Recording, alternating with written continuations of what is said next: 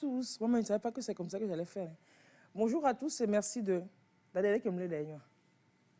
Oui, ça va. Ou bien que je mette mon chapeau violet. C'est bon, ça va comme ça? Bonjour à tous et merci d'être avec nous ce matin. C'est pour vous donner la bonne humeur qu'on est là tout le temps. Tous les samedis, le matin de week-end, les samedis et les dimanches. La bonne humeur avec de l'information. Nous vous espérons en pleine forme. Nous osons vous croire en pleine forme ce samedi encore. C'est quelle date aujourd'hui? Egbo? C'est quelle 25? C'est quelle date aujourd'hui? Non, c'est quelle date aujourd'hui? Toi-même, c'est quelle date aujourd'hui? C'est le 25. Je voulais juste attester votre vigilance. Je connais pas. Hein. Samedi 25 mars. Juste pour dire aux gens aujourd'hui, c'est samedi 25 mars. 2023, merci. Merci. Samedi 25 mars 2023. Le chef canton... Non, c'est pas le de... Rappelle-moi ça. Non, c'est pas Kwartao. Oh, pardon. Je n'aime pas ça. Et c'est pas Kouméa non plus. Il est là et puis il précise que c'est 2023. Merci d'être nous. Merci d'être avec nous ce matin. C'est quelle affaire je mélange mes mots ce matin. Je recommence, enfin comme si le générique venait de jouer et que je reviens. Bonjour madame, bonjour monsieur. Merci d'être avec nous ce samedi matin également. Comme tous les matins de week-end, c'est un gros plaisir de vous retrouver pour partager de l'information dans la bonne humeur. Et voilà. Et puis voilà, super. Voilà.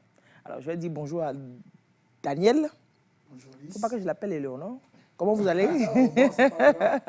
Par rapport à la forme. Ouais, c'est ça. Mais bon, aujourd'hui, vous êtes au sud, elle est bien au nord. Donc, arrêtons, ne mélangeons pas. Vous allez bien? Parce qu'elle a accueilli la grande délégation. Oh, la très forte délégation. Elle a accueilli la forte délégation. Le bonheur de ça.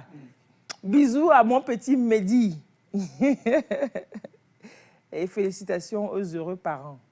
Heureux papa, heureuse maman. Bienvenue à Mehdi. La grande famille de... te souhaite la bienvenue et t'attends. Nous avons beaucoup de tontons et de... J'ai dit, façon. Notre famille, là, c'est-à-dire que... Et puis, c'est des tontons et des tatas, sauf vraiment, moi, bizarre. Il n'y a que moi vraiment, pour établir l'ordre par ici. Il y en a qui ont des excès de cheveux, il y en a qui n'en ont pas du tout. C'est extraordinaire, cette tellement... famille. On ne comprend plus. Non, mais je ne suis pas d'accord que tu parles ainsi de Gracia. Mais là, Gracia, comment est-ce que... Non, mais Lys, moi, j'ai rien dit. Ce qui est certain, quand vous voyez la terre, il y a des parties désertiques, des parties forestières, et puis ainsi de suite. Moi, Lys, ce qui est intéressant, moi, j'ai juste dit ça, et je vois l'invité qui se retourne vers Gracia et qui lui fait un sourire. Non, mais il ne faut pas mettre des gens dans des problèmes. Il ne faut pas qu'il y ait des problèmes, hein. Non. Gracia, bonjour. Bonjour, Lys. Non, mais Gracia, bonjour. Il ne faut pas achever les problèmes à Luc ce matin. Gracia, bonjour. Sincèrement, dans cette république, je ne peux pas comprendre pourquoi on peut dire que toi, tu n'as pas de cheveux. Ça, c'est quoi? Bon, après, en même temps, si ici, on cherche jusqu'à on ne trouve pas, même... Gracia, ça, ce qui est derrière, c'est quoi? C'est pas cheveux. Sincèrement, non, Gracia, on ne va pas être d'accord, on ne va jamais accepter ça. Le chef canton qui est derrière là-bas, lui, on cherche jusqu'à on ne trouve rien. Lui, il sait qu'il n'y a rien. Tabou même, c'est pas la peine. C'est son coiffeur. Gracia, c'est son coiffeur qui a fait ça par erreur. Il voulait... Non, en fait, il devait se coiffer. Il est allé chez le coiffeur. Ils ont commencé, ils ont rasé ici, et puis après, au Sozo. Non, lui, il y a beau Sozo. Non, je comprends. Il a demandé qu'on lui fasse le contraire de tectonique. Elle a dit, mec, mon... Mais là, ça, on l'appelle platonique. Donc, au Sozo, il y a eu des décès, et puis après, il fallait venir à Albala. Et il a priorisé l'émission. À la coiffure, donc il est venu au Solanzo. La prochaine fois, je vais commencer par ici. Tectonique, ça... La prochaine fois, il faut commencer par raser ici. Lys, tectonique, ça va en haut, donc ça, c'est platonique. Platonique. Sérétonique et l'extérieur. Luc, tu vois comment ils sont gentils par ici. C'est normal. Si quelqu'un ose encore te parler de tes cheveux dans cette maison ici, dis-moi seulement. Parce que moi, je ne peux pas supporter ça. Je ne suis pas d'accord. Tu as compris, non? Non, j'ai compris. Si tu peux compter sur quelqu'un dans cette lutte pour... Compte sur moi. Compte sur moi. Je ne suis pas d'accord. Et Daniel, c'est pas parce qu'il a ce truc là sur la tête que cheveux qui va t'embêter. Gracias, qui a prononcé. Il faut que Daniel comprenne qu'on n'a pas quelque chose de droit d'aînesse. On sait combien. Maintenant, doit le vivre un non ni a fille doit voilà le doit le Pourquoi le bleu coûte avec le coup? Il peut continuer. Ah non, tu sais quoi, moi j'ai trop mal pour toi, mais vraiment j'ai trop mal pour toi. Il faut arrêter de faire des choses comme ça. Toi aussi, il faut pousser cheveux. Lise, c'est le 25 aujourd'hui, tu sais, non? 25 mars. Oui. Et oui. Et c'est le dernier samedi du mois, tu le sais? Oui, bien sûr. Le sport. Non, je te le rappelle. Ah, parce que je suis au talon là. Façon dont tu te demandais aujourd'hui, c'est quelle date là? Oh, mais quand même. Je connais la date. La femme qui demande date là, c'est risqué. C'est un gros risque. C'est pas attraper, de tomber dans la nasse. Fire on you, tu as magnifique. Fire on you. Luc Nakoui-Tassi, merci d'être avec nous. Merci Lisa pour l'invitation. Heureusement que je suis là.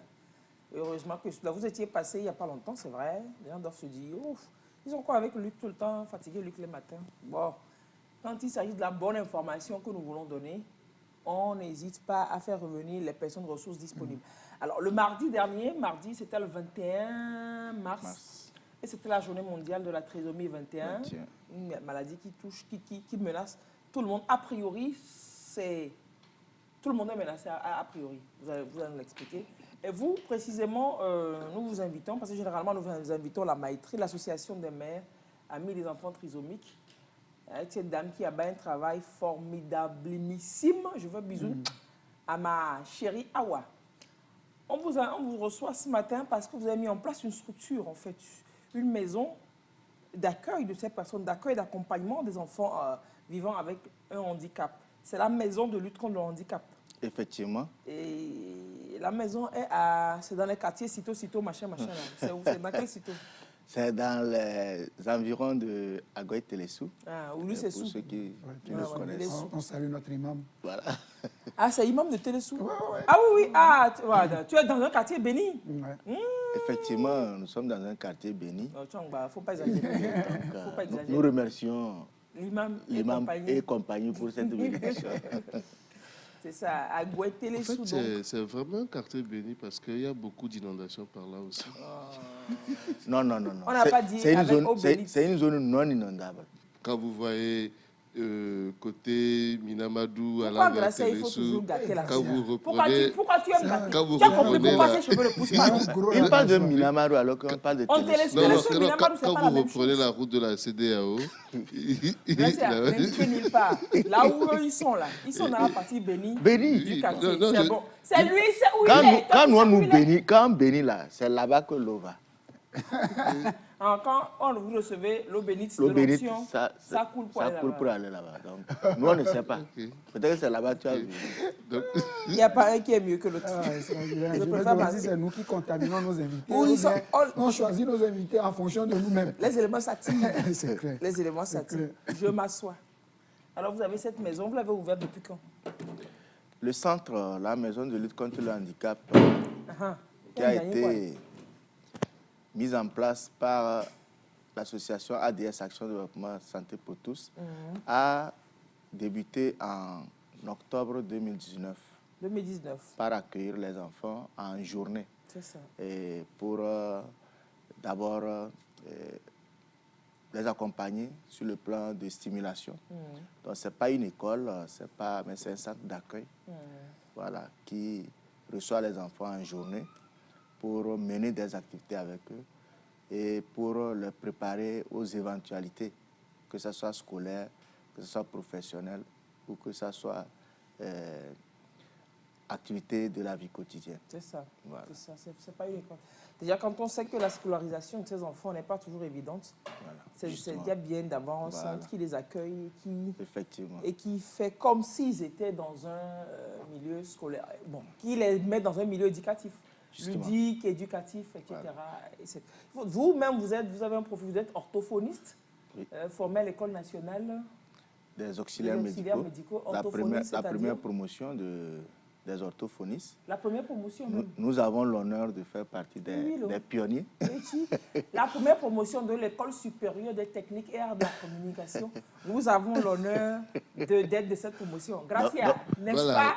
Donc, il y a beaucoup de pionniers sur ce plateau. La première promotion de l'Institut des études de IMETIC de UCAO, nous avons l'honneur d'être la première promotion du master en communication politique et publique aussi.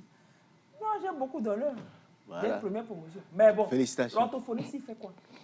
L'orthophoniste, comme on l'entend de façon commune, il est d'entendre. Il est d'entendre. Voilà. Donc, il est d'entendre. Et quand on parle d'entendre, il y a parler. Et donc, de façon basique, l'orthophoniste accompagne tous ceux qui ont des problèmes pour parler, éventuellement ceux qui n'entendent pas et qui doivent communiquer. Mais ça ne se limite pas là-bas parce que le champ d'intervention a évolué et l'orthophoniste s'occupe, avec d'autres prestataires aussi, des enfants en énorme difficulté scolaire, surtout les enfants qui n'arrivent pas à lire et écrire. Les dyslexiques, dysgraphiques, dyscalculiques, voilà. Tous les troubles 10. Tous les gros mots-là, nous on les regroupe dans troubles d'apprentissage scolaire, qui n'arrivent pas à lire, qui n'arrivent pas à calculer et qui ont des problèmes en dictée, par exemple. Donc, ce n'est pas des enfants qui sont bêtes? Il n'y a jamais de personnes bêtes. Voilà, il n'y a jamais de personnes bêtes. Et peut-être que celui qui apprécie que l'autre est bête, c'est lui qui serait bête. Celui qui est un peu bête, parce qu'il n'a pas l'information. Voilà. Parce que chacun a ses capacités, chacun a ses limites, chacun a ses performances. Et là où moi je suis performant aujourd'hui, rien n'est sûr que demain je le serai. Et c'est cette différence qui doit faire notre force. Éventuellement, nous parlons de la trisomie 21. Nous devons savoir que la différence n'est pas une faiblesse, mais c'est une richesse.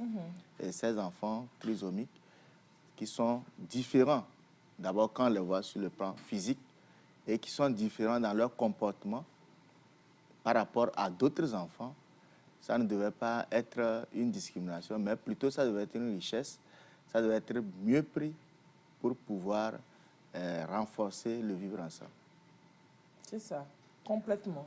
Je suis complètement d'accord avec vous. Et de plus en plus, je sais que ces concepts sont intégrés dans les curricula de formation des enseignants. Leur dire de ne pas dire aux enfants « Tu es trop bête. Toi, qu'est-ce qu'on fera de toi ?» Tes parents même, tu dirais « Toi, il n'y a aucune chance pour toi de réussir, etc. etc. » Non. Il faut seulement pouvoir discerner éventuellement un trouble dont l'enfant souffrirait pour lui proposer le meilleur accompagnement possible. Ce ne sont pas forcément des enfants qui doivent aller en centre spécialisé. Ils peuvent être dans le circuit normal, mais juste avoir un accompagnement spécialisé dans l'école normale. C'est ça. Hein? Effectivement, c'est ce qui nous a poussé à arriver à ce centre. Et parce que, étant professionnel et ayant rencontré à plusieurs reprises des enfants qui ont vu leur avenir hypothéqué, il a fallu déjà intervenir à la base. L'objectif du centre, c'est d'abord de préparer les enfants à une éducation inclusive effective. Et aujourd'hui, nous sommes dans une dynamique au niveau national où nous avons une méthode d'enseignement qui est l'approche par compétence, qui est d'ailleurs une méthode à la base inclusive. Mais, comme vous l'avez dit, les enseignants ont des informations, mais n'ont pas les capacités pour encadrer de façon efficace les enfants qui sont différents les uns des autres, en l'occurrence les enfants trisomiques. D'où il faut déjà qu'ils aient des prérequis avant d'entrer à l'école, avant d'aller en inclusion.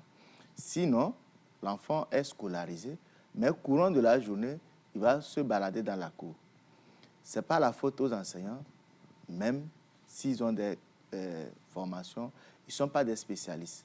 Et quand on a 30 enfants au moins à encadrer, et on a 2 enfants dans ce lot, ça fait, il y a 2 enfants qui sont en énorme difficulté, qui ne peuvent pas s'asseoir 10 minutes, 10 secondes, qui ne peuvent pas travailler tout seul, qui ne sont pas propres. Mais avec un enseignant, honnêtement, mettons-nous à sa place et décidons si c'est facile pour lui d'encadrer les 30 enfants en tenant compte des spécialités et des spécificités de ces 2. Donc, d'où il faut faire un travail en amont avec la famille sur l'enfant qui permettra à l'enfant déjà d'être autonome, d'être indépendant, même s'il ne parle pas, qu'il puisse communiquer pour exprimer ses besoins. Les besoins les plus élémentaires, à savoir faire pipi, voilà, faire pipi, boire de l'eau, et déjà s'habiller, tout ça, ça va permettre quand même un meilleur accueil au niveau scolaire. Et en plus, le préparer aux petits gestes graphiques, parce qu'aujourd'hui, qu'on le veuille ou pas, notre système a aussi évolué. Au niveau de la maternelle, on commence par amener les enfants à manipuler tout ce qui est fin. Alors que la motricité fine, c'est-à-dire manipuler les choses de taille de plus en plus petite aussi, ce n'est pas aisé pour ces enfants qui sont en difficulté, en l'occurrence les enfants trisomiques. Donc il faut vraiment faire un travail en amont, c'est le travail que nous faisons. Et depuis 2019, nous avons quand même eu à obtenir des résultats qui ont permis d'envoyer certains enfants en inclusion que nous accompagnons et qui facilitent un peu leur scolarisation. Donc, c'est vraiment dire que c'est important, cet accompagnement des enfants. Super, super. On va parler de tout ça. D'ailleurs, samedi, c'est pas trop top de vous arracher au centre parce que samedi, vous avez plein d'activités de rendez-vous au centre.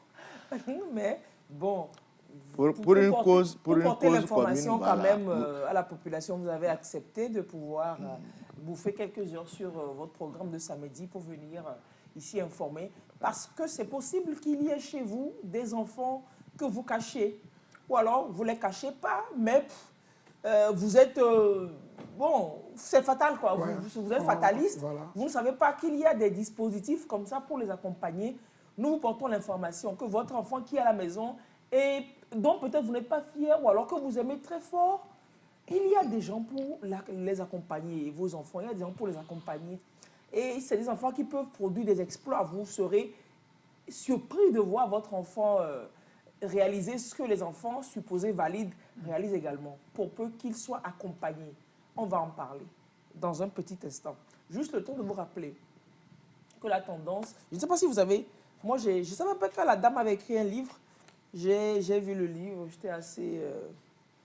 Et l'année dernière, c'était l'année dernière ou en 2020, je ne sais plus, pendant Covid, il y a sur Facebook, il y a eu une consoeur qui a fait une publication dans laquelle elle dénonçait de harcèlement dont elle était victime dans son boulot.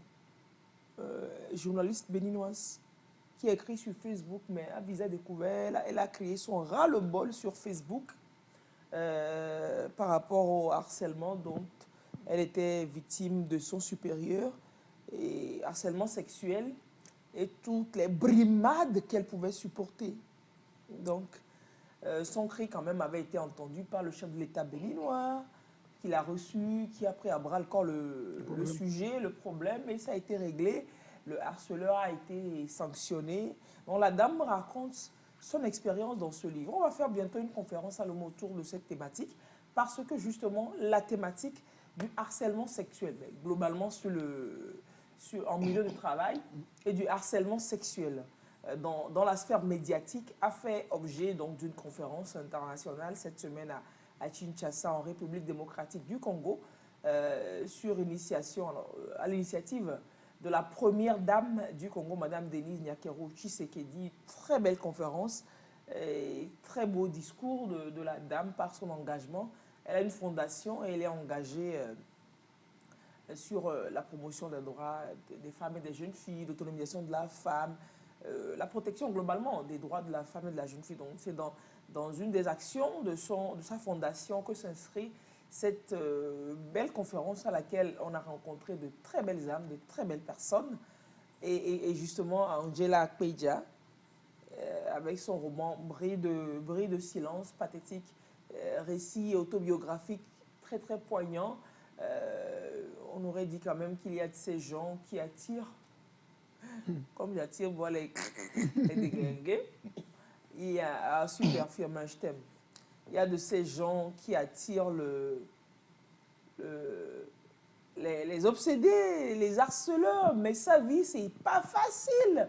C'est elle-même, à la couverture de son livre, Bris de silence, une vie jalonnée de violence contre la femme, des violences qui sont devenues ordinaires dans nos sociétés, autant tellement que tu parles, tu dis, voilà, que ce monsieur, mon chef, il m'a harcelé. Harceler, ce n'est pas draguer, vous savez, non? Draguer, c'est normal. On peut dire que c'est normal. Un homme qui trouve une femme et qui lui fait une proposition, tu es belle, je veux... Et puis la femme peut dire non, je ne veux pas, ou elle peut dire oui, je veux. Maintenant, si elle dit non, mais toi, tu comprends le non comme un oui. Puisque tu supposes que la femme dit oui à travers le non. Et par rapport, après le non de la femme, tu comprends que c'est oui.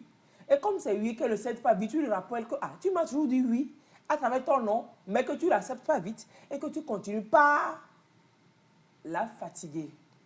Et non seulement, si tu te retrouves en position, toi la femme, en position inférieure hiérarchiquement vis-à-vis de cette personne qui utilise sa position pour te menacer, pour te refuser du boulot, alors complètement, comme elle dit dans le livre, elle te met au placard, il te met la vie dure, ou alors il te met au placard au service, tu es journaliste, présentateur, tu n'es pas à l'écran, tu ne vas pas au reportage, on ne te confie rien, tu as ton salaire, mais tu viens au boulot, tu sens que tu es inutile. On appelle ça, tu es archivé. Tu es archivé. Et tu sais qu'on t'a... Et le gars te dit, tant que tu ne réponds pas à mes avances, tu ne sais pas à mes avances là, c'est la même, hein, c'est petit pour toi. Le gars te le dit clairement. Je sais qu'il y a des gens qui vivent ça dans le boulot. Moi, je connais même autour de moi une dame qui a dû démissionner de 2 boulots pour ça. Moi, ce qui me rassure... Mais les textes sont là, oui. Ce qui me rassure ces derniers temps, c'est que il y a, je ne veux pas dire de vrais gens, mais il y a des personnalités, des gens dont on ne pouvait pas imaginer qu'ils vivent ça, qui en parlent. Par exemple, l'écrivaine qu'on a reçue tout dernièrement, la Camerounaise. Oui. C'est-à-dire, quand tu vois cette dame, tu ne peux pas imaginer qu'elle ait vécu tout ça. Donc, ce qui me rassure, c'est que ces personnes, ces personnalités qui vivent ça aujourd'hui brisent le silence pour que ouvrir la voie aux autres. Voilà, qui se dit je ne suis personne, qui entendent ça, puissent avoir le courage de parler. Parce que tout part du bruit du silence. Exactement. Il faut parler, il faut dénoncer. Mais avant, c'est vrai que tout part peut-être aussi de la vulgarisation des textes et des mécanismes qui protègent la femme. Il faut que la femme, sur son lieu de travail, qu'elle sache que si ça m'arrive et que si je parle, j'ai mon boulot qui est protégé. Oui. Si je parle, je ne suis pas stigmatisée. Les femmes, les autres femmes, comme l'expérience de cette dame-là, c'est les femmes même qui lui disent « Oh, c'est une allumeuse, elle est là à guicher les gens, etc. » Et d'adjer. C'est la petite phrase qui tue, c'est « Elle a forcément dû faire quelque chose. » Elle a forcément dû faire quelque chose. Elle a dû provoquer ce monsieur d'une manière ou d'une autre. Comment vous savez que cette phrase la met en boule? Quand tu dis cette phrase devant Angela, elle a envie de remuer la tête. Ce n'est pas possible qu'on dise ça. Même si on suppose qu'elle est une allumeuse, comme on le dit, mais elle a une allumette, il faut quelque chose pour allumer. Pour allumer ou bien? C'est-à-dire qu'elle n'est pas là... Non, mais c'est vrai. Si tu fais des effets sur des gens, oui, mais quand même, un certain respect. Il y a un aspect aussi qu'il faudrait, je me dis, qu'on feint souvent, c'est le fait de dire des propos assez indécents aux femmes. C'est du harcèlement. Oui, c'est du harcèlement. C'est du harcèlement. C'est tes fesses là. Oh, c'est quelle poitrine ça? Oui, ton mari doit être... Ton mari est bien servi, hein? Oui, des choses comme ça. Touche les fesses, te touche. C'est tellement ordinaire qu'on ne se rend pas compte. Il ne faut plus que ce soit ordinaire aujourd'hui. On ne se rend pas compte que nous agressons. Parce que si on prend juste cet aspect-là, je me sens agresseur. Oui, mais peut-être, sous nos cieux, c'est vrai que sous nos cieux, on est comme ça. Ça dépend de comment c'est dit. Et de comment c'est géré. Et à qui tu le dis. Et à qui tu le dis. Et dans quel contexte. La fréquence avec laquelle tu le dis. Dans quel contexte. Tu peux arriver comme faire des compliments à la dame. Non. Mais madame, aujourd'hui, vous êtes trop bien habillée. Vous avez mis en valeur vos formes. Ça peut passer une fois. Mais matin, midi, soir, tous les jours, quand la femme vient là, tu remarques que ses fesses, son mari est bien servi. Tous les jours, tu remarques que sa poitrine, son mari est bien servi. Les gens mangent. Les gens mangent. Qui me donnerait ça, mais qu'elle a fait la madbo. En plus, on ose des fois dire aux dames, et s'il arrivait qu'on se retrouve à deux, tu Mawo verras. barabara. Yo, boulez la main. Mawo barabara. C'est du harcèlement. C'est du harcèlement. On ne s'en rend pas compte, mais tous les jours, on harcèle sans s'en rendre compte. Ailleurs, tu ne peux même pas regarder une femme de loin. Elle m'a dit même ton regard, elle m'a interprété tu ton ne peux regard. même pas regarder une femme de loin et même dire bonjour à une femme de loin. Tu ne peux pas. Bon, maintenant, on exagère aussi un peu sur les bords. Je crois qu'après, on ne peut pas qu'on exagère sur les bords. Non, c'est parce qu'il faut éviter certaines choses. C'est l'ignorance, peut-être, et notre contexte. Vous savez, en Afrique aussi, on a une telle proximité qui fait que des fois, comme tu le dis, on déborde. Sinon, et normalement, comme le dit Gracia, des fois, il y a certaines choses, et si on ne sait pas faire, la personne à qui on s'adresse ne les prend pas bien. Bah oui. Ne les prend pas bien. Et quand la personne se plaint, bizarrement, on trouve qu'elle exagère. Oui. On trouve, c'est ça aussi le problème. C'est que l'ignorance nous conduit à certains moments à adopter certaines attitudes et on ne se pose pas la question de savoir, mais est-ce que vraiment elle a raison ou pas? Oui. Elle a raison ou pas? Parce qu'on ne trouve pas fondamentalement que ce que nous sommes en train de faire c'est du harcèlement. C'est grave. C'est grave. C'est grave, on dit, c'est elle qui veut. Et Dans jusqu'à le livre, aller menacer la personne ouvertement, oui. avec tous les moyens que nous avons aujourd'hui, c'est prendre un risque.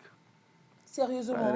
Dans le livre, quand vous voyez des fois certaines situations qui arrivent, et quand elle en parle devant son supérieur, etc., l'accueil qui est fait de la chose du genre, tu exagères, ou alors peut-être que tu aurais voulu que j'aille à ça, et comme tu ne vois pas, comme je n'y vais pas, tu interprètes, tu penses que c'est la personne violentée qui se retrouve à être genre le coupable, quoi.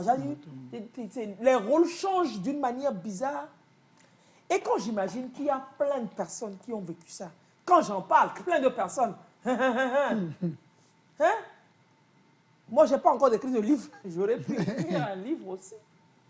Non, mais c'est extraordinaire ce que les femmes vivent. Bon, aujourd'hui, il n'y en a plus qui osent, hein, parce que ma bouche...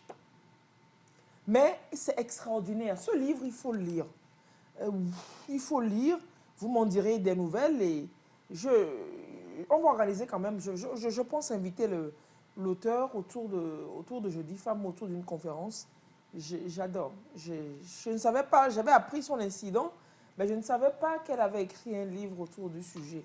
Il a fallu qu'on se rencontre comme ça à Kinshasa pour qu'ils sachent que, ouais, elle a écrit un livre sur le sujet. Et son parcours est quand même atypique. Comme je le dis, il y a de ces personnes qui, je pense, attirent ce mauvais œil-là. C'est comme violé depuis 5 ans, plusieurs reprises d'ailleurs. Depuis son bas âge, 5 ans, 10 ans, 17 ans. Et puis après, tu te retrouves dans le milieu du travail. Et puis, ça passe pas, quoi. Tu vas dans ce service, dans cette entreprise aujourd'hui, il faut démissionner. Ou alors, il y a un scandale par rapport à ça. Tu décris et tu pars. Tu vas là-bas. Après, il y a comme une réputation qui te suit. Mais... Et puis les femmes qui n'aident pas dans cette lutte-là, c'est extraordinaire, c'est chaud. Et donc, le sujet tient à cœur à la première dame du Congo. Et je vous propose de suivre un petit extrait de son discours à l'ouverture de cette conférence internationale sur le harcèlement sexuel dans la sphère médiatique qui a eu lieu en début de semaine à Kinshasa. Monsieur le Président de la Fondation Zakari Baba-Bassoué, Mesdames et Messieurs, distingués invités, chers participants,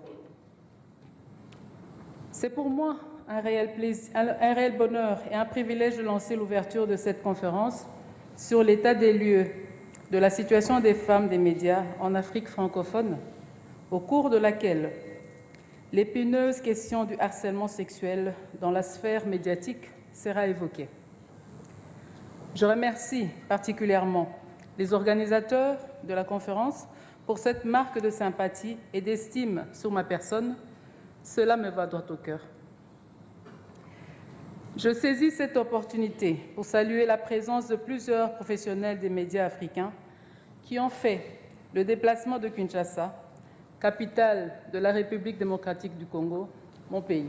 Je salue également la participation à cette conférence de divers partenaires et experts venus des provinces ou d'ailleurs, intéressés à trouver des solutions à la problématique du harcèlement sexuel dans le monde des médias. Il s'agira, durant ces 2 journées de travail, de dénoncer, d'informer, mais également d'accompagner. Comme vous le savez certainement, je m'investis totalement dans la valorisation des femmes et de la jeune fille de mon pays. Et les violences basées sur le genre faisant partie des axes d'intervention de ma fondation qui s'est trouvée dans le devoir de saisir la main tendue par la fondation Zachary Bababaswe Fozaba afin de contribuer modestement à la tenue de cette conférence. Je déclare ouvert la conférence sur le harcèlement sexuel dans le sphère médiatique et vous souhaite d'excellents travaux. N'oublions pas, ensemble, nous sommes une communauté plus forte. Je voudrais m'adresser particulièrement aux TikTokeuses, YouTubeuses et autres influenceurs des médias sociaux.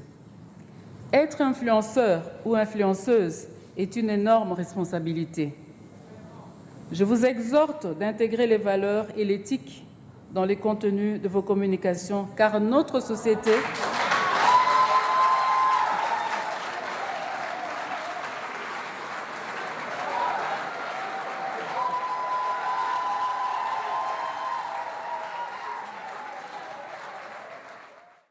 C'est juste un petit extrait du discours, mais la dame a dit des choses poignantes, des chiffres, c'est important. Et cette conférence a la vocation à être africaine.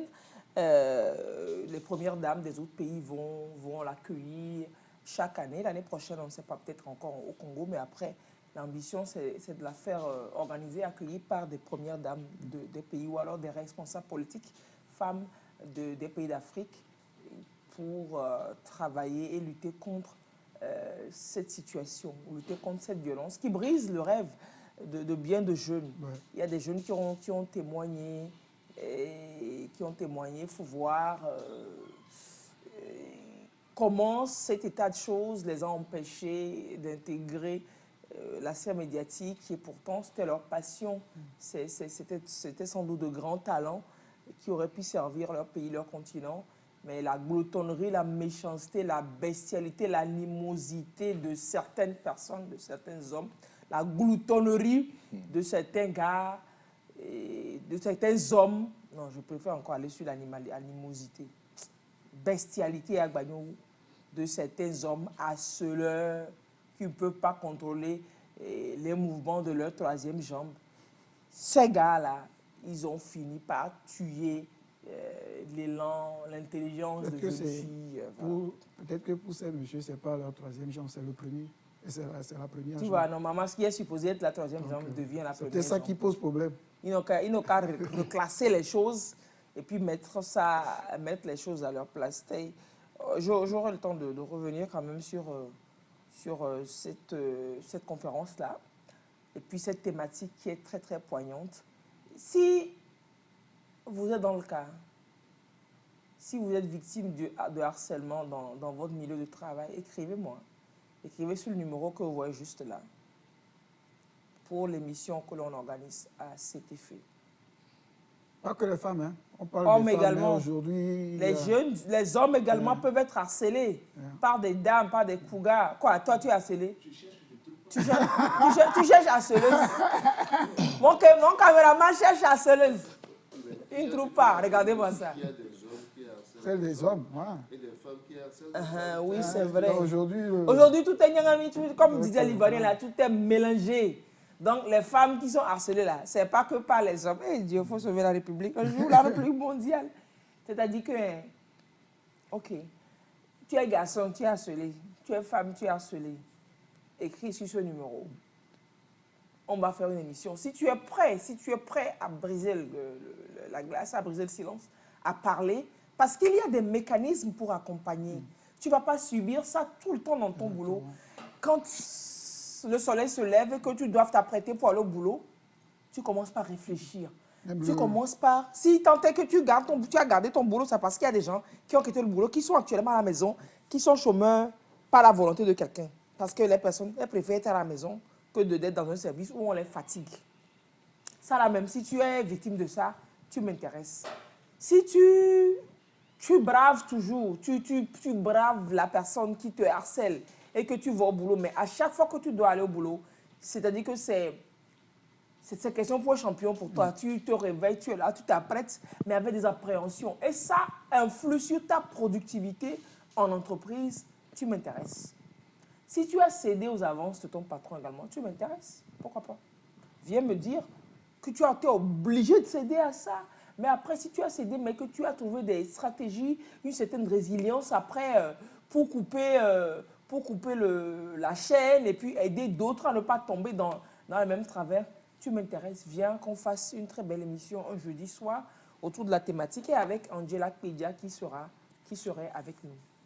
La thématique est trop importante aujourd'hui. Exactement, tellement importante que les Nations Unies ont mis en place un système pour permettre à ceux qui travaillent en interne de signaler les cas d'harcèlement. On en a parlé en décembre dernier. Et ceux vers qui les communautés, vers qui ces agents des Nations Unies posent leur action. Si vous êtes victime, il faut signaler. C'est important. Ça dit que, oui, comme il dit, le système des Nations Unies a attrapé le problème comme ça. Il dit, moi, je vais faire ma part. Le système des Nations Unies a entendu ce que le monseigneur Bariga a dit. Il dit, fais ta part là. Ils ont dit, je vais faire ma part. Et en faisant leur part, ils ont instruit dans toutes leurs agences de mettre en place des mécanismes de signalement, de rapportage et de sanctions des harcèlements. Donc, le personnel du système des Nations Unies qui pourrait harceler des gens, des populations d'une certaine communauté, de leur zone d'action, ces personnes sont invitées à signaler. Pas de calomnie, pas de médisance. Au sein même du système des Nations Unies, un collègue qui harcèle un autre, une collègue qui harcèle un autre, une collègue qui harcèle une autre, etc. Signaler tout abus via la hotline d'intégrité que vous voyez là. Si ça concerne le système des Nations Unies, ça, non. Et au PNUD, SINU, PAM, FAO, etc., qui sont déployés sur le terrain et dans une communauté là, quelqu'un d'entre eux fatigue quelqu'un, signalez là-bas. Vous êtes stagiaire, vous êtes travailleur, collaborateur avec des personnes du système des Nations Unies et vous subissez du harcèlement, signalez là-bas. Vous êtes journaliste, animateur, travailleur des médias et votre patron, votre collègue, il vous harcèle, signalez. C'est pas là-bas. Non, c'est pas là-bas. Mais signaler quand même. Signaler, mais c'est pas là-bas. Ce truc-là, il faut mettre en place un mécanisme. Oui, oh non, c'est dit que... Dans le showbiz. Après, il faut reconnaître aussi quand même qu'il y a de nos sœurs, il y a des filles qui savent qu'il y a ce raccourci et qui en abusent. Elles-mêmes, elles s'offrent à cela. Maintenant, quand elles s'offrent à ça, le gars qui te dit qu'il va te prendre, qui va t'embaucher là, qui va te revenir ton stage là, voilà, il n'a pas de pouvoir. Il ment seulement. Il va abuser de toi. Au moment où vient la fin du stage et il n'arrive pas à renouveler là, c'est au moment du bang-bang que tu commences par crier qu'il t'a harcelé. Déjà, c'est toi-même qui es allé là-bas pour renouvellement. S'il n'y avait pas eu le problème, personne ne saurait que tu allais te coucher. Si on avait renouvelé le stage... Personne ne saurait que tu allais te coucher. Toi-même, tu vas te coucher que renouvelle mon stage. Et puis le gars te trompe. Maintenant, il a fini de se servir, le stage n'est pas renouvelé. Tu viens crier qu'il t'a harcelé. Arrêtons ça aussi. Les femmes aussi, c'est vrai qu'il faut que nous reconnaissions notre part dans l'affaire. Il faut que nous reconnaissions notre part dans l'affaire. Ascension sociale avec cuisse ouverte là. Voilà, et c'est pas bien. Pour aller en haut, il faut fermer les cuisses et marcher.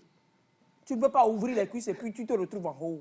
Fermer les cuisses et serrer les fesses. Fermer les cuisses, serrer les fesses et puis marcher. Parce qu'on ne peut pas marcher avec les cuisses et les fesses complètement ouvertes. C'est quelle danse que tu vas faire? Les fesses sont bien serrées, les cuisses sont bien fermées.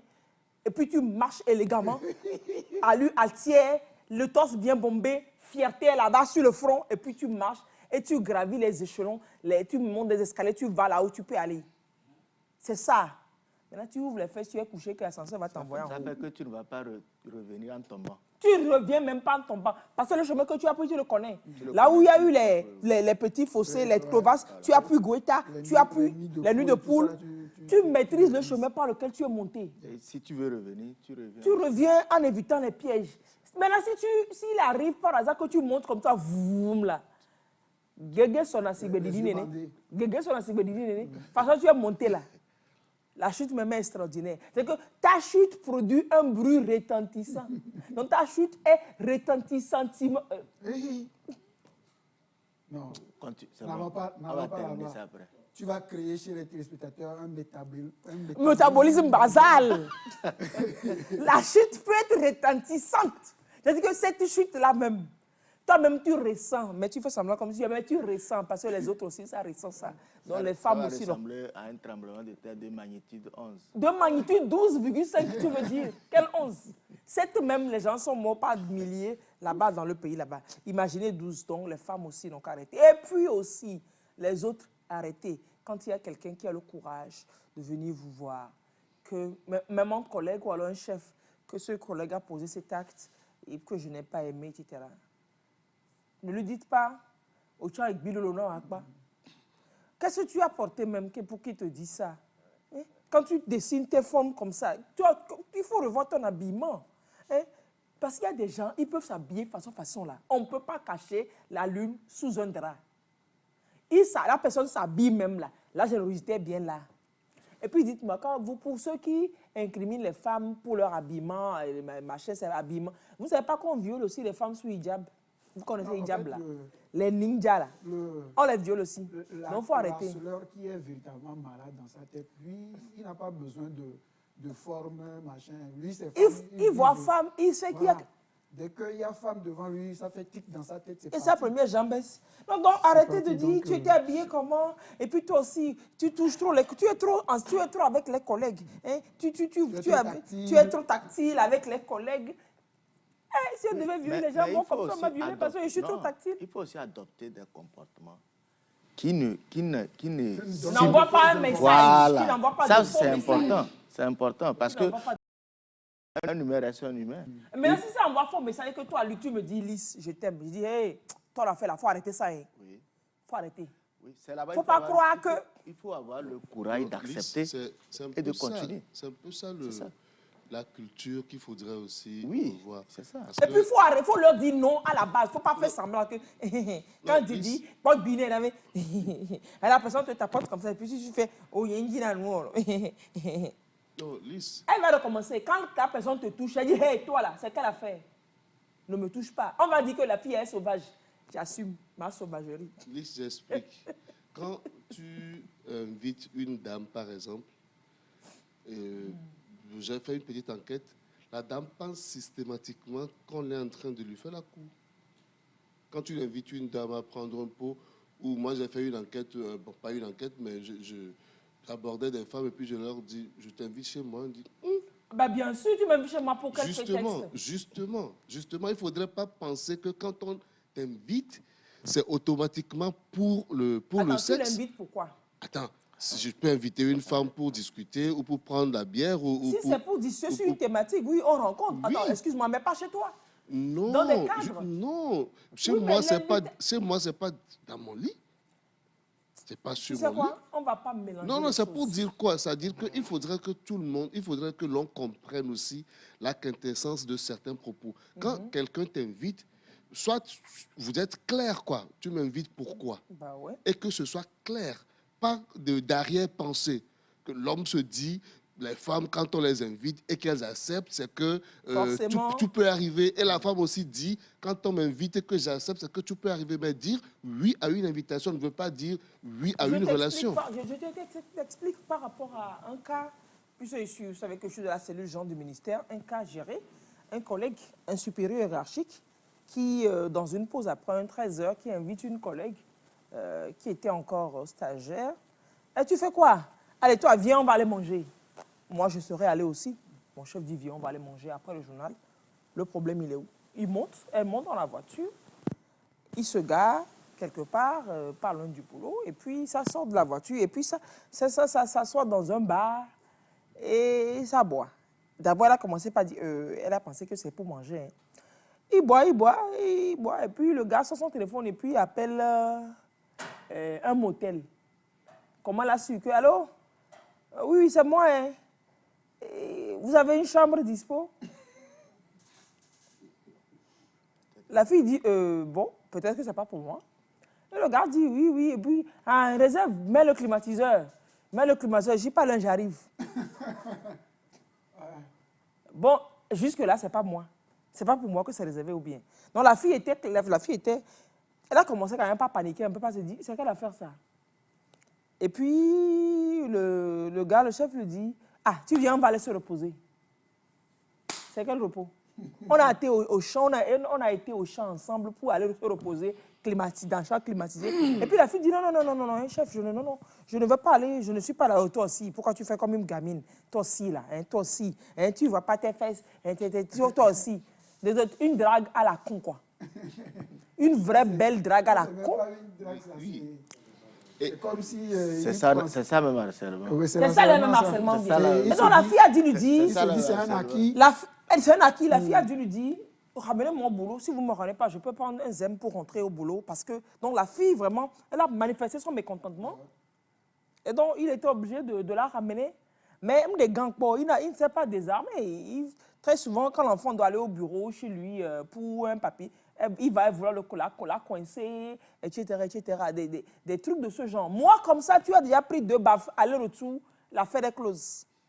Tu ne reviens pas. Donc, il faut aussi que les femmes se forgent un certain mental. Mais elles ne peuvent faire ça que si elles savent que leur stage, que leur boulot est protégé. Et aujourd'hui, il y a des mécanismes pour les protéger. Le défi maintenant, c'est de vulgariser ces mécanismes-là qui rassurent la femme. Que si je le fais, si je demande le respect de la dignité de ma personne, je ne serai pas blâmée. Mon stage pourra continuer, n'est pas en jeu. Et si jamais il brise mon stage, j'aurai le courage de témoigner, de parler devant les gens à visage découvert, assumer que tu m'as fait ça, je réclame d'être dans mes droits. Mais nous, sous nos cieux, on se dit, c'est pas grave, Dieu le fera. Le pasteur dit, remets-toi à Dieu. C'est pas ton heure, c'est ton heure, mais c'est une affaire de destin forcé. Si vous vous laissez prendre comme ça, c'est destin forcé. Non, il ne faut pas notre viager. Donc, pour l'émission que je dis, que je prépare, le numéro, il est là. Voilà. Si vous avez été de près ou de loin victime de cette affaire-là, d'une manière ou d'une autre, j'organise une nouvelle émission sur le sujet. Et puis voilà. C'est quand même super bien. C'est vrai qu'on fait des émissions sur le harcèlement, mais je n'ai jamais fait une émission précisément sur le harcèlement sexuel dans la sphère médiatique. Mais c'est vrai que c'est récurrent.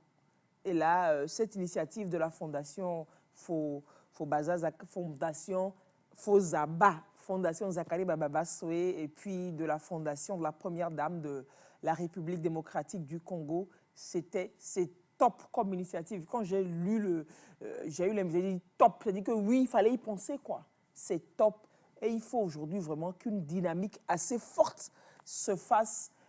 On ne va pas parler du cas des autres, alors que nous-mêmes qui parlons du cas des autres, nous sommes victimes. Il faut qu'on se serve aussi. Qui travaille à l'hôtel doit quand même vivre un peu de l'hôtel. Sans vider l'hôtel, on doit vivre de l'hôtel aussi.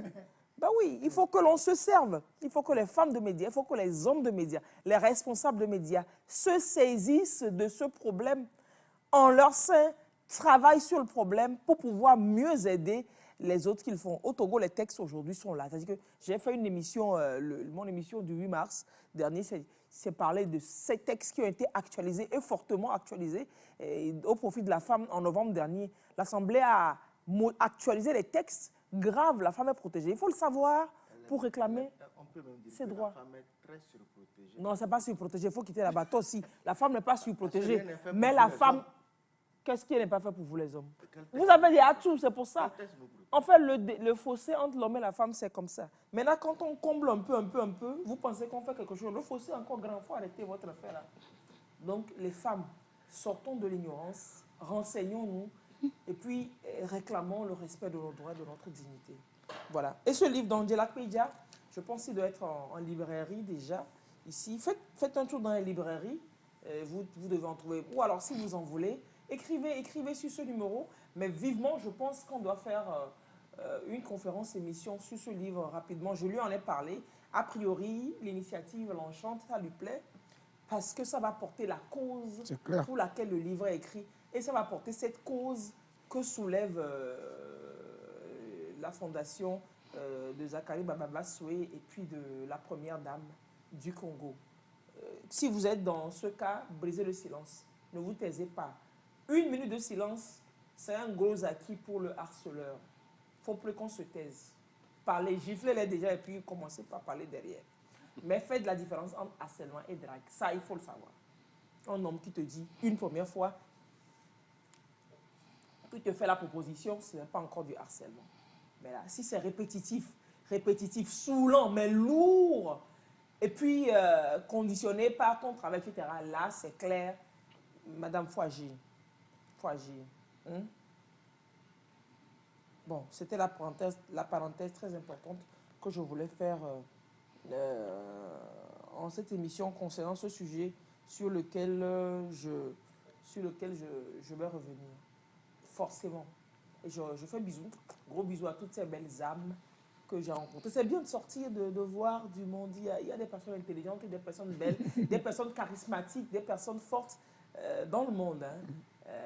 Gros bisous vers le Burkina Faso, gros bisous vers la Guinée, gros bisous vers le Mali, le Bénin donc, la Côte d'Ivoire, Londres, la République démocratique du Congo, le Congo-Brazzaville, what else, le Cameroun, what else, et puis voilà. Gros le Sénégal n'était pas là. Tu dis? Le Sénégal Ah, gros bisous vers le Sénégal. Là, j'ai plein de boubous que je dois récupérer de la grande sœur Fatou Diouf. Puis voilà. Merci beaucoup à toutes ces belles âmes. Moi, je voudrais bien après, au cours de l'émission, peut-être passer leurs photos pour leur faire les gros bisous.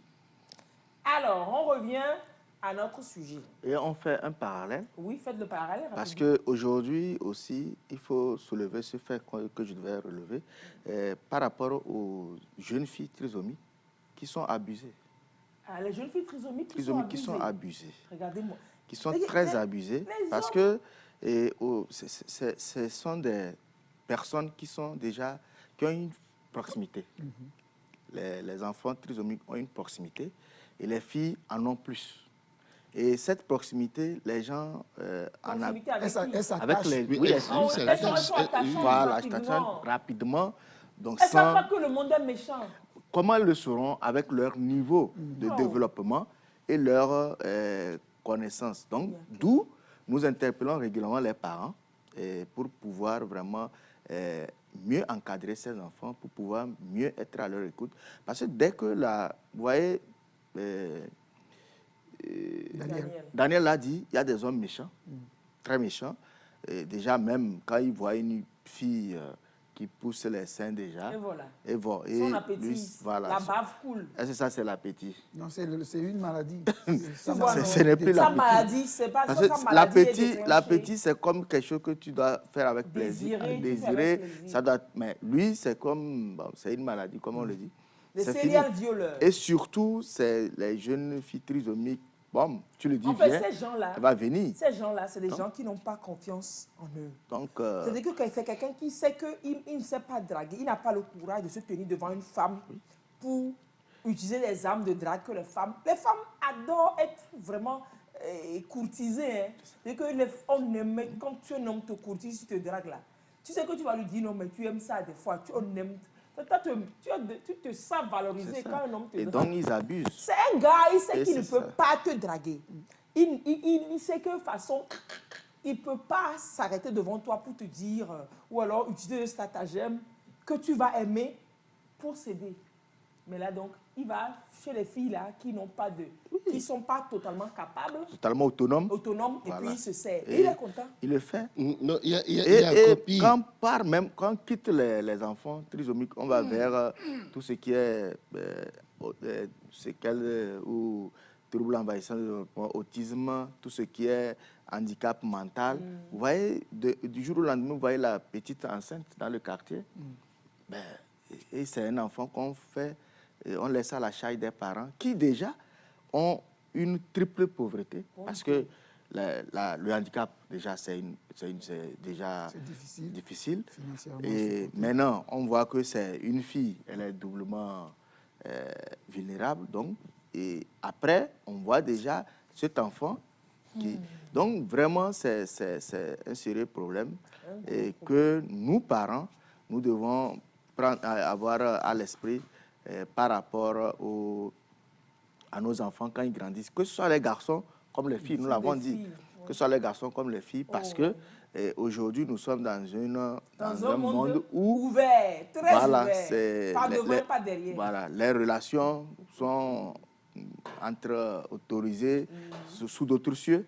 Je parle de sous d'autres cieux parce que c'est pas le cas. Et même si ce n'est pas autorisé sous nos cieux, il y a des gens qui font. Voilà, donc la menace est là. Justement, la menace est là, elle est en cachette. Donc, c'est à nous vraiment d'aller vers une éducation. Nous encourageons l'éducation sexuelle. Et cette année même, nous avons organisé un thème à l'endroit des parents pour apprendre, pour parler du genre et du handicap, et pour aussi parler de comment s'occuper de leurs enfants, surtout les filles qui sont en menstrues. Parce que quand une femme, une jeune fille en situation de handicap est en menstrues, ce n'est pas évident. C'est compliqué. Et quand on prend une jeune fille trisomique qui est...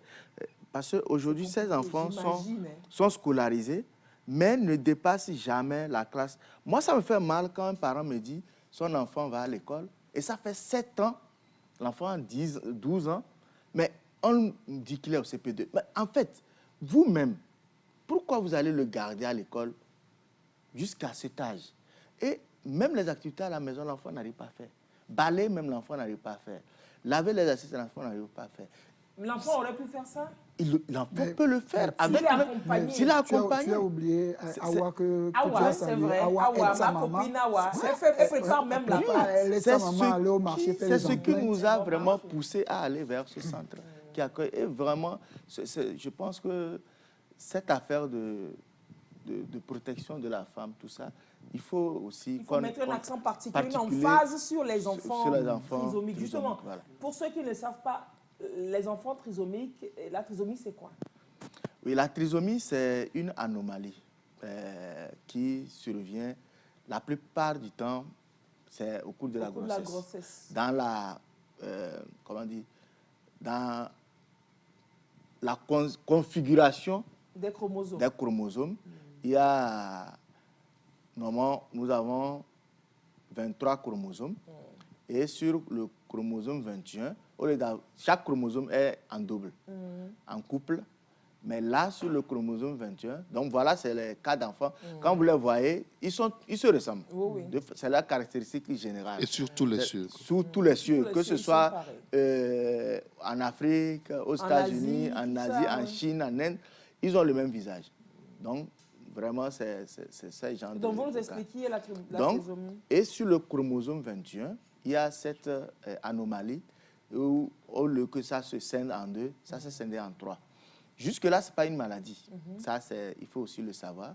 Et l'enfant naît comme ça et il grandit comme ça. Aujourd'hui, c'est possible de savoir au cours de la grossesse si j'ai un enfant trisomique ou pas. Et on peut faire ces analyses. Aujourd'hui, même, c'est possible de prévenir la trisomie. On nous prescrit des analyses quand on est enceinte, la toxoplasmose, que les femmes, les gynécologues demandent au cours de la grossesse. Elle est indispensable.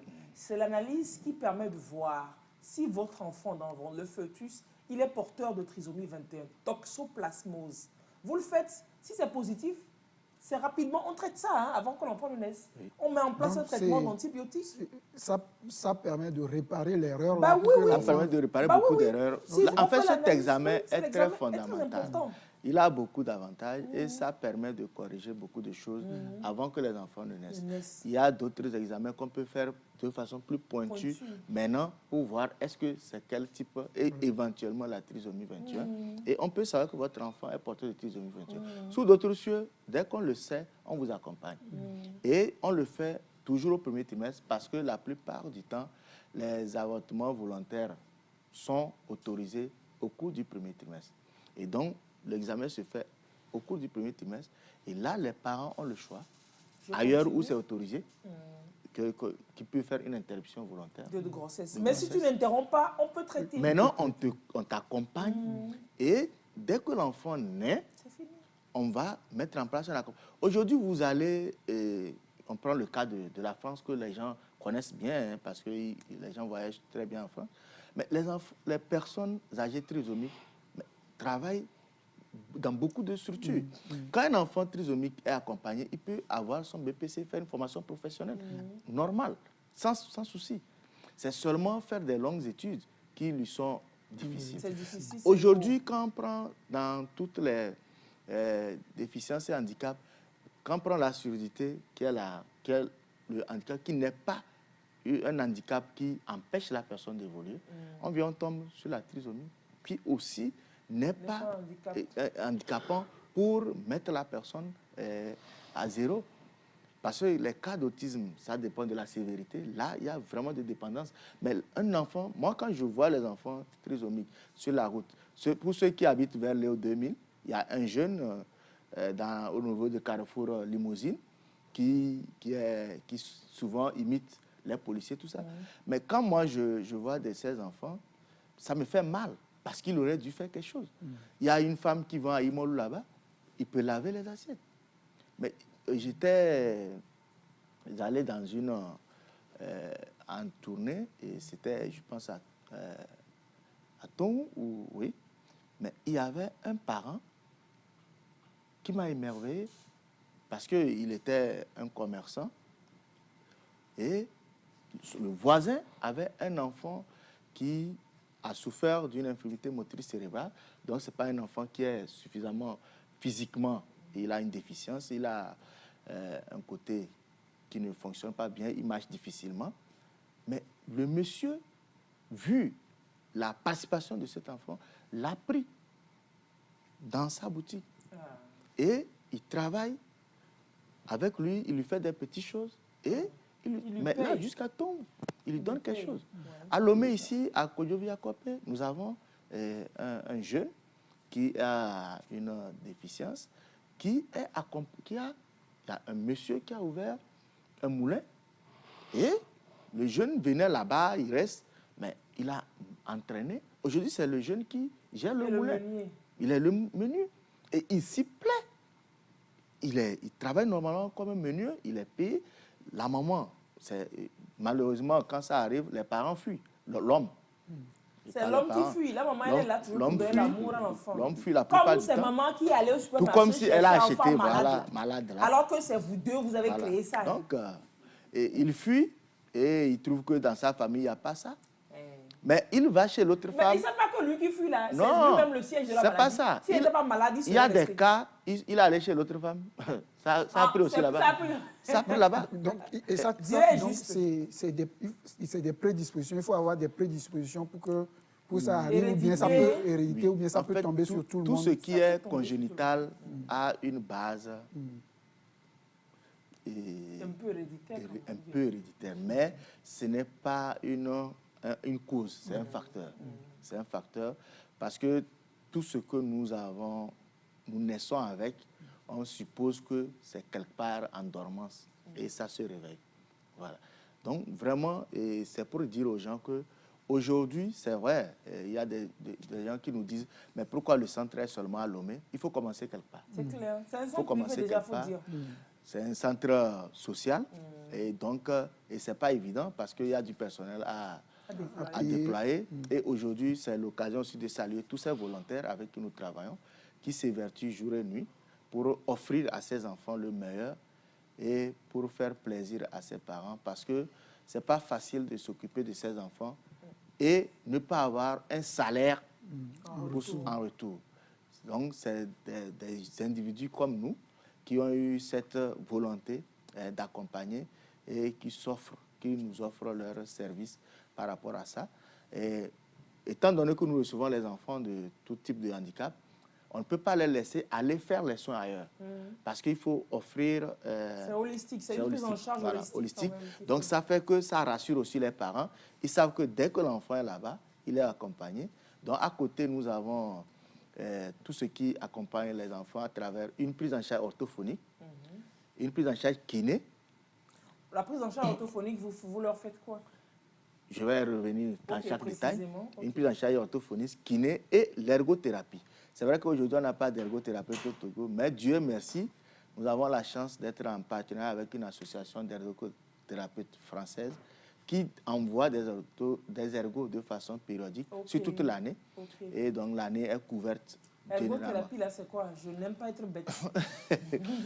Donc, on commence par l'ergothérapie. Ergothérapie, c'est une profession qui permet, en cas de déficience, en cas de difficulté, en cas d'incapacité, d'agir sur l'environnement en priorité pour que l'environnement puisse être adapté aux nouvelles conditions de vie de la personne. Bon, autrement dit, ça veut dire que cet enfant trisomique, on est dans le cas de la trisomie 21, cet enfant trisomique ne sait pas se doucher. Il faut qu'on l'apprenne à se doucher. Cet enfant trisomique ne sait pas porter ses habits, ne sait pas mettre les boutons. Il faut qu'on l'apprenne à mettre les boutons. Il n'est pas propre, il ne sait pas aller au sel, il ne sait pas aller, voilà, il faut le faire. Donc, eux, ils sont plus dans tout ça, cette catégorie. Ah, donc, on apprend aux enfants à être autonomes comme ça. Notre priorité, lorsque nous accueillons un enfant, c'est d'abord qu'il soit autonome et qu'il communique. Ça, c'est notre priorité. Maintenant, quand l'enfant est autonome et il communique, nous cherchons à développer ses capacités et à voir qu'est-ce qu'il peut faire. Est-ce qu'il peut aller à l'école? Oui, on l'accompagne. Et dès qu'on voit qu'il a le niveau d'aller à l'école, on l'inscrit dans l'école de son quartier. On identifie une école, on travaille avec l'école, on explique la situation et on inscrit l'enfant et on discute avec la direction, on met en place un programme spécialisé pour cet enfant et on l'accompagne. Donc, dans le quartier de l'enfant, parce qu'aujourd'hui, on n'est pas dans une démarche de multiplier les écoles spécialisées. Nous sommes en éducation inclusive. Et on n'a pas dit que l'enfant aille à l'école avoir doctorat. C'est ce que les gens... Moi, je le dis... Écrit son nom, compter, parler... C'est bête de le dire aujourd'hui. Dieu m'a donné des enfants et je leur dis, peut-être ils me suivent, ils peuvent témoigner. Je dis, je ne vous oblige pas à aller à l'école, mais je vous oblige à être autonome. Aujourd'hui, si vous voulez faire de longues études, faites. Si quelqu'un veut arrêter pour apprendre un métier, qu'il apprenne un métier. C'est ce dont moi-même, je suis parent d'un enfant en situation de handicap. Mon enfant a des troubles autistiques. Et aujourd'hui, il est en apprentissage de pâtisserie. Il est autonome, il m'émerveille. Aujourd'hui, on part, il prépare, lui-même, il sort, il fait sa cuisine. Il y a de cela 2-3 ans, il ne connaît pas l'argent.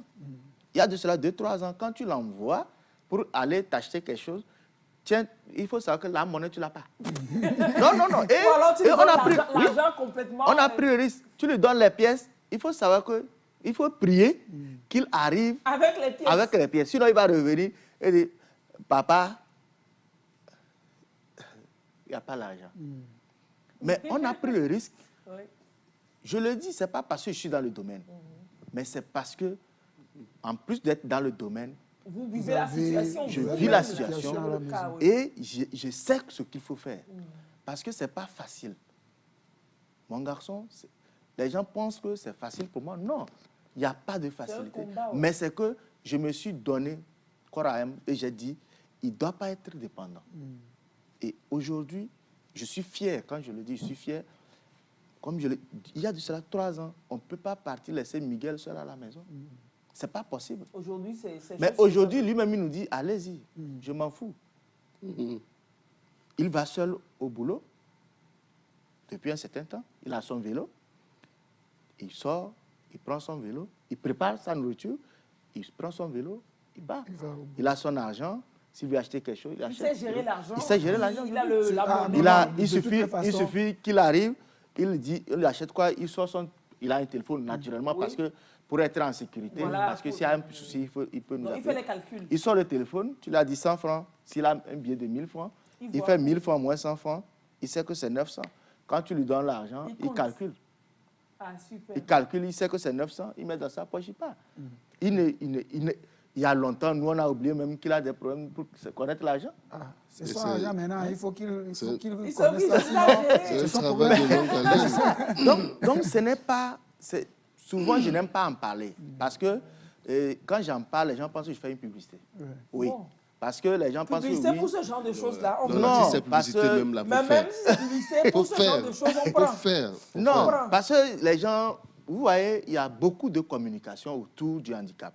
Et il y a des éminents qui trouvent que ici c'est mieux, là-bas c'est mieux. Mais moi, souvent, je n'aime pas parler de mon expérience parce que c'est comme, surtout que je suis professionnel. Vous voyez, les parents d'enfants, les associations de parents d'enfants, c'est plus facile d'en parler.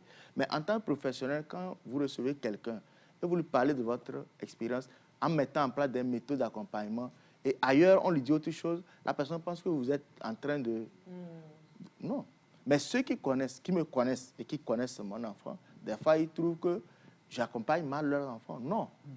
Mais c'est parce que... C'est fonction du handicap. Ce n'est même pas fonction, c'est notre disponibilité. Okay. Moi, je ne suis pas disponible, c'est vrai, je le dis toujours. Et je félicite au passage ma femme, la maman de Miguel, qui a pu accompagner de très près. Parce qu'il faut qu'on soit disponible en tant que parent. Vous voyez, les gens pensent que venir au centre, jeter l'enfant, les éducateurs, les thérapeutes... Il y a un grand travail qui doit se faire à la maison, en famille. Des fois, les éducateurs même demandent aux parents, arriver à la maison, jouer, à faire du gribouillage avec les enfants. Ils ne font pas. Mais pourquoi? Vous ne faites pas, vous voulez qu'ils fassent ça pour vous. La magie. Même les enfants qu'on trouve normaux, les gens prennent un répétiteur. Le répétiteur vient lundi, mardi, mercredi, jeudi, vendredi, samedi, dimanche. Bon, l'enfant là, vous voulez qu'il devienne quoi? Non. Et quand le répétiteur n'est pas là, l'enfant ne travaille pas. Non. Au moins, même c'est 10 minutes, l'enfant est seul. Il prend le cahier, même s'il n'apprend pas. Apprenez-le à être autonome. On dit aux parents, vous voyez, les enfants, ici, on les apprend à balayer. Aujourd'hui, arrivez à la maison, donnez-lui balayer. Mais qu'est-ce qui vous empêche? Votre enfant a 5 ans. Il sait éventailler, qu'il a peur du feu. Mais vous voulez qu'à quel âge qu'il puisse s'habituer au feu? On n'a pas dit laissez-le à côté du feu et partez. Soyez à côté. Mais vous êtes à côté, il faut l'accompagner. Et dès que vous savez qu'il devient de plus en plus autonome, nous sommes très regardants sur l'autonomie. Parce qu'aujourd'hui, il y a plein d'enfants en ville qui ne sont pas autonomes. Et les parents sont obligés d'être dépendants. Ce n'est plus les enfants qui sont dépendants. Non, c'est les parents. C'est les parents qui sont dépendants parce que le parent ne peut pas sortir. C'est clair. Le papa ne peut pas s'épanouir. Le parent ne peut pas s'épanouir. Et, excusez-moi, c'est normal, ça crée des conflits. Dans le couple, dans le couple. Parce que la dame, elle a souffert toute la journée. Monsieur arrive avec sa bière qu'il a déjà prise dehors et il vient, il demande encore d'autres choses. Il s'en fout, mais c'est normal que ça frustre la femme. C'est normal. Donc, aujourd'hui, moi, je voudrais dire aux gens, la trisomie n'est pas une fatalité. Non, les parents d'enfants trisomiques, ce n'est pas une fatalité. C'est un pari. Moi, je dis c'est un défi. Et je le dis, c'est un engagement. Et j'en assume entièrement les responsabilités. Mais est-ce que l'accompagnement n'est pas lourd? Parce qu'il y a des familles dans lesquelles quand même atterrissent ces enfants qui ne sont pas, on peut dire à la limite, vulnérables. Oui. Est-ce que l'accompagnement ne demande pas beaucoup d'investissement côté financier? Effectivement, on ne peut pas dire que ce n'est pas lourd. Vous voyez, aujourd'hui, pour accueillir un enfant en situation de handicap, s'occuper de lui, ça demande beaucoup de choses. Mais, je dis bien mais, il faut d'abord aller. En fait, vous ne pouvez pas dire que je n'ai pas l'argent pour aller à l'hôpital. Et puis vous mettez la barrière comme ça. Je n'ai pas l'argent pour amener mon enfant aux soins. On vous demande ça fait combien, vous dites je ne sais pas. C'est pas la peine, c'est pas possible. Et tout se discute. Et je ne veux pas dire que... mais je dis tout se discute. Non, faut dire. Non, pourquoi je dis... Je ne veux pas dire venez. Oui, je ne veux pas dire venez, quels que soient vos moyens. Le centre de la maison de lutte contre le handicap de ADS va s'occuper de vous. Non, je ne dis pas ça. Parce que, excusez-moi, l'expérience a prouvé que des fois, les gens se cachent derrière pour dire qu'ils n'ont pas d'argent. Les gens ont des moyens. Mais ça, vous avez 3 enfants. Si on met même les restos du cœur au Togo, là, c'est les travailleurs fonctionnaires qui vont venir prendre l'argent. Non, je donne un exemple simple. Vous avez 3 enfants. Et dont un enfant en situation de handicap, en l'occurrence la trisomie 21. Lui, vous l'amenez dans l'école publique. Et les autres, ils sont en privé. L'école du privé, là. Est-ce que c'est normal d'abord? Ce n'est pas normal. Si tout le monde doit aller en privé, qu'il aille en privé. Si tout le monde doit aller en public, qu'il aille en public. Ça, cette discrimination à la base, ce n'est pas normal. Maintenant, chaque fin d'année, vous faites des habits aux autres. Lui, il n'a pas de tenue. Lui, c'est la seule tenue là. C'est pas normal. C'est des cadeaux ici, des cadeaux par là. Et lui, il sort sur la route pour se balader. Quand les autres enfants sont à la maison, lui, il est dans la rue. C'est pas normal. Vous-même, vous discriminez votre enfant. Vous discriminez votre enfant. Il y a des parents même qui cachent ses enfants. Qui cachent ses enfants à la rue. Mais là, vous dites, vous n'avez pas les moyens. Alors que vous en avez. Oui. Le Quand temps on a pour les autres, il faut investir dans... Si. On ne veut pas investir dans Justement. quelque chose que l'on prend pour un risque. Je donne un exemple. Vous donnez il y a des parents qui donnent 100 francs à chaque enfant le matin et donnent 25 francs à l'enfant en situation de handicap. Parce que, bon, lui, c'est pas chose. Mais ça veut dire que si je peux m'occuper des deux autres, ça veut dire que c'est parce que celui-ci, je ne le perçois pas comme un enfant que je ne m'occupe pas de lui. Parce qu'en temps normal, quand des fois tu poses la question à la personne que, en fait, là, normalement, lui, il a 3, mais c'est 2. Que là, 2 enfants. Il y a quoi? Que normalement, c'est 3, mais c'est 2. Sinon, c'est 2. Mais ce n'est pas normal. Donc, c'est pour ça que on ne peut pas dire aujourd'hui, on connaît des gens qui sont vraiment en situation difficile. Et ces cas, je prends tous les téléspectateurs à témoin, ces cas, quand ces cas viennent vers nous, nous en occupons. Parce que nous disons, la première motivation d'une personne, c'est d'aller vers la structure.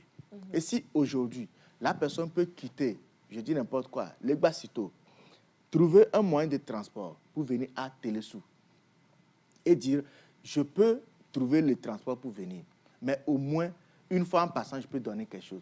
Nous sommes très ouverts, hein? Nous sommes dans une démarche où nous disons, la contribution n'est pas que financière, mais elle est convertible. Si aujourd'hui, vous venez vers nous, vous n'avez pas l'argent pour payer, mais vous avez du maïs, nous on prend. C'est ça. En équivalent. Alors, vous pouvez venir servir dans le centre. Vous pouvez venir servir, oui, de votre temps, à s'occuper des autres il n'y a pas de souci.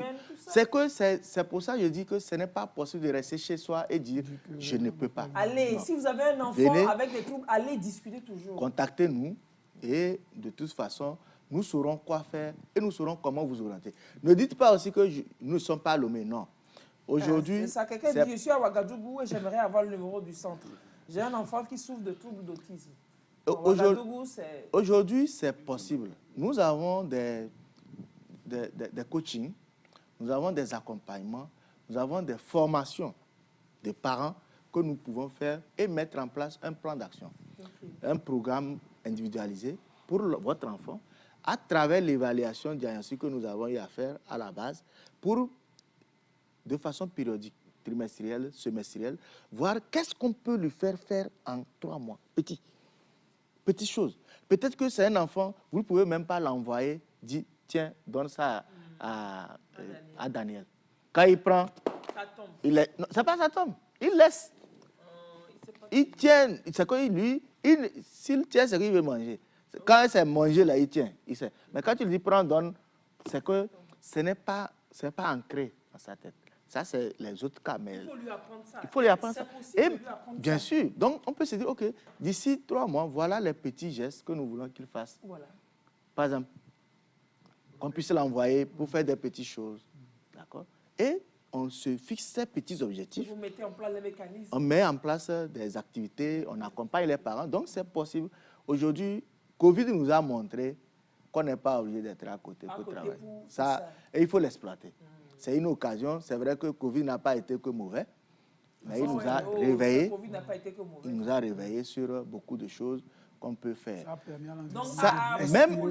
Ça permet aux parents de se fixer des petits objectifs. Parce que notre problème aujourd'hui, quand on reste toujours dans le cas de la trisomie 21, c'est que les parents veulent que cet enfant soit comme les autres, entre guillemets, comme on le dit.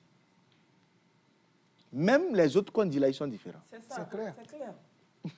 Nous sommes ici, on pense que nous sommes... tous des mêmes fous. Non, nous sommes bien ça. Hein. Mais non. Alors que nous ne sommes pas... Oh, c'est clair. Chacun a son fardeau.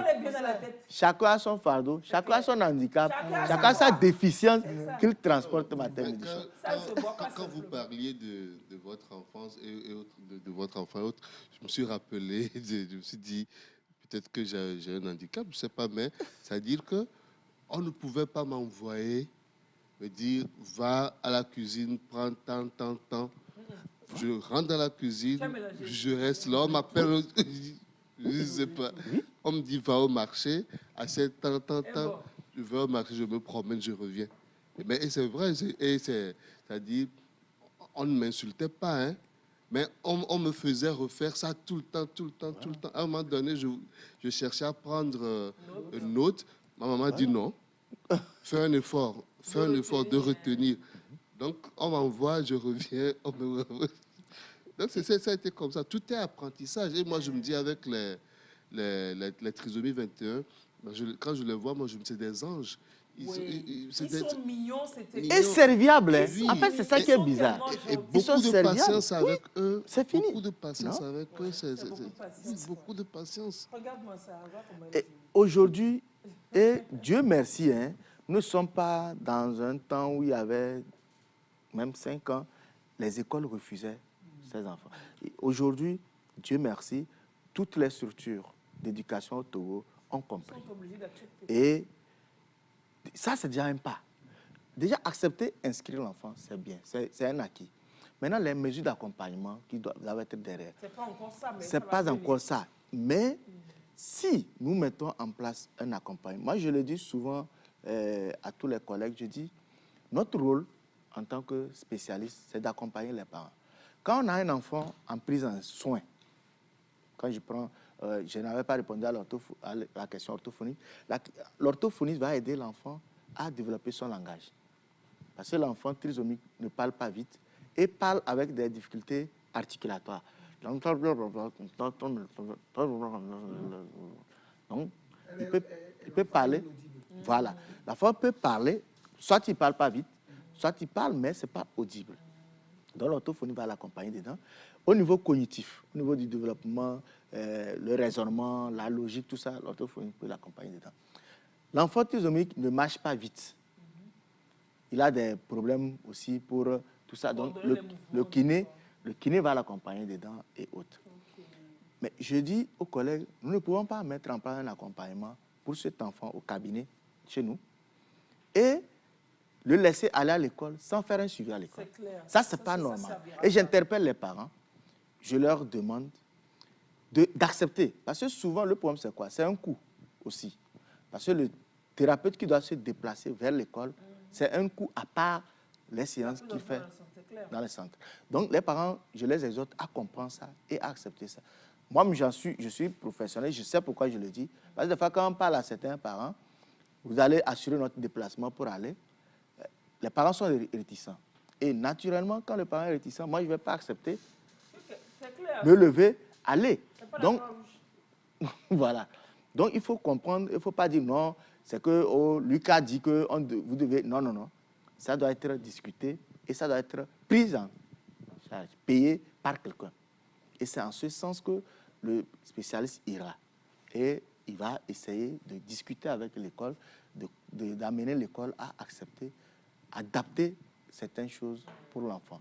Et je l'ai répété à plusieurs fois sur les antennes.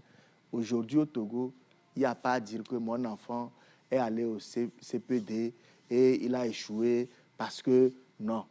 Si un enfant est en difficulté, nous avons des mécanismes d'accompagnement pour obtenir des aménagements raisonnables pour passer le CPD, pour passer le BPC, pour passer le bac.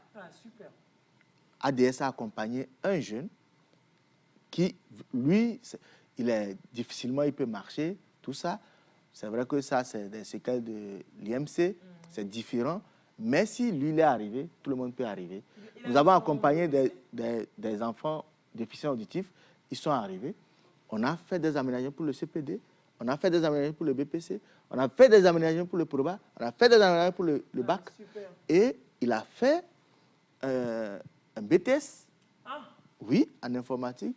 Nous l'avons installé avec l'appui de la FETAF, le financement de la Fondation Liliane. Nous avons financé, nous avons installé.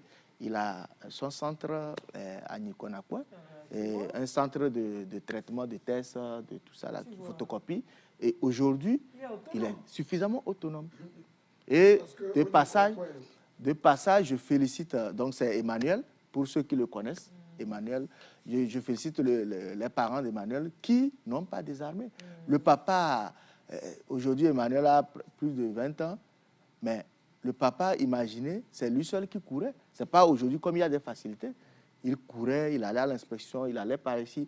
Nous, on lui produisait la documentation. Comme quoi, il y a certains hommes qui ne fuient pas. Bien sûr, bien sûr. Heureusement. Et aujourd'hui même, nous avons aussi un papa qui amène son enfant au centre. Lui, chapeau, s'il me suit. Donc, chapeau à lui. C'est ça, vraiment... tous les parents qui ont des enfants avec ces handicaps-là, en fait, c'est pour eux qui se fait voir. Pour les autres, là, c'est caché. C'est ce que Daniel disait. Nous tous, on est handicapés. Handicapés graves. Mais est-ce que tous ceux qui me voient à la télé savaient que j'avais un enfant? Non. Même Lise ne savait pas. Non, je ne savais pas non plus. Je ne savais pas. Mais ça, c'est enfant. Oui. Ça, c'est enfant. Ça, nous disons nous-mêmes, handicap qui est dans nous. Donc, on est handicapés, donc... C'est ça. Non, pour les parents qui cachent encore leurs enfants, sortez-les. Allez rapidement, comment on peut vous joindre? Ouais, ça, c'est une séance d'orthophonie. Les enfants trisomiques ont des difficultés respiratoires. Ils développent aussi des problèmes cardiaques. Et donc, c'est des exercices qui vont leur permettre... Et si on leur demande de souffler, d'éteindre la bougie? Voilà, ça permet de travailler. Le souffle, pourquoi on éteint la bougie? On respire, on parle sur l'expiration. Oui. Mais quand on a des problèmes respiratoires, c'est inversé. Oui. Vous voyez, on parle sur l'inspiration. Et ça fait qu'on fait des phrases courtes, des phrases avec des fins un peu. Saccadé, oui. Donc déjà, en amenant l'enfant à souffler sur la bougie, souffle. Ce n'est pas pour éteindre la bougie, mais c'est pour maintenir le souffle sur la bougie, pour éviter que la bougie s'éteigne le plus longtemps possible. Donc ça permet d'augmenter le temps et ça permet d'augmenter la longueur de la phrase qui peut être produite par le souffle qui sort. Du mot qui peut être produit par le... Il y a les gens qui étaient à l'école pour gérer les choses. Quand il y a des situations, référez-vous aux spécialistes parce que les spécialistes, ça existe. Le centre... Juste une bougie allumée. Oui. Juste une bougie allumée. Ça, oui. Voilà. Et cet exercice, si on le fait, l'enfant commence par l'initier. Moi, je ne vais pas continuer. Parce que je dis souvent quelque chose de bête, souvent. Je dis, vous venez, vous payez la séance. D'accord? Et moi, j'allume juste la bougie. L'enfant souffle, vous partez. Alors que vous pouvez faire ça à la maison. Faites ça à la maison. Mais là que vous avez appris si vous faites ça à la maison, vous payerez pour que je travaille autre chose. Oui, c'est ça. Moi, je vous dis, vous voyez, l'enfant arrive à faire ça, continuez à la maison. Si vous continuez à la maison, ça me permet... C'est des séances que vous ne payez plus. Je ne vais plus faire, je vais faire autre chose pour aider l'enfant à vite s'améliorer. Mais vous ne faites pas. Vous venez, vous me payez. Vous payez encore. Ça veut dire, en fait, des fois, je dis que je n'aime pas l'argent. Parce que si j'aimais l'argent, je ne devrais pas me plaindre.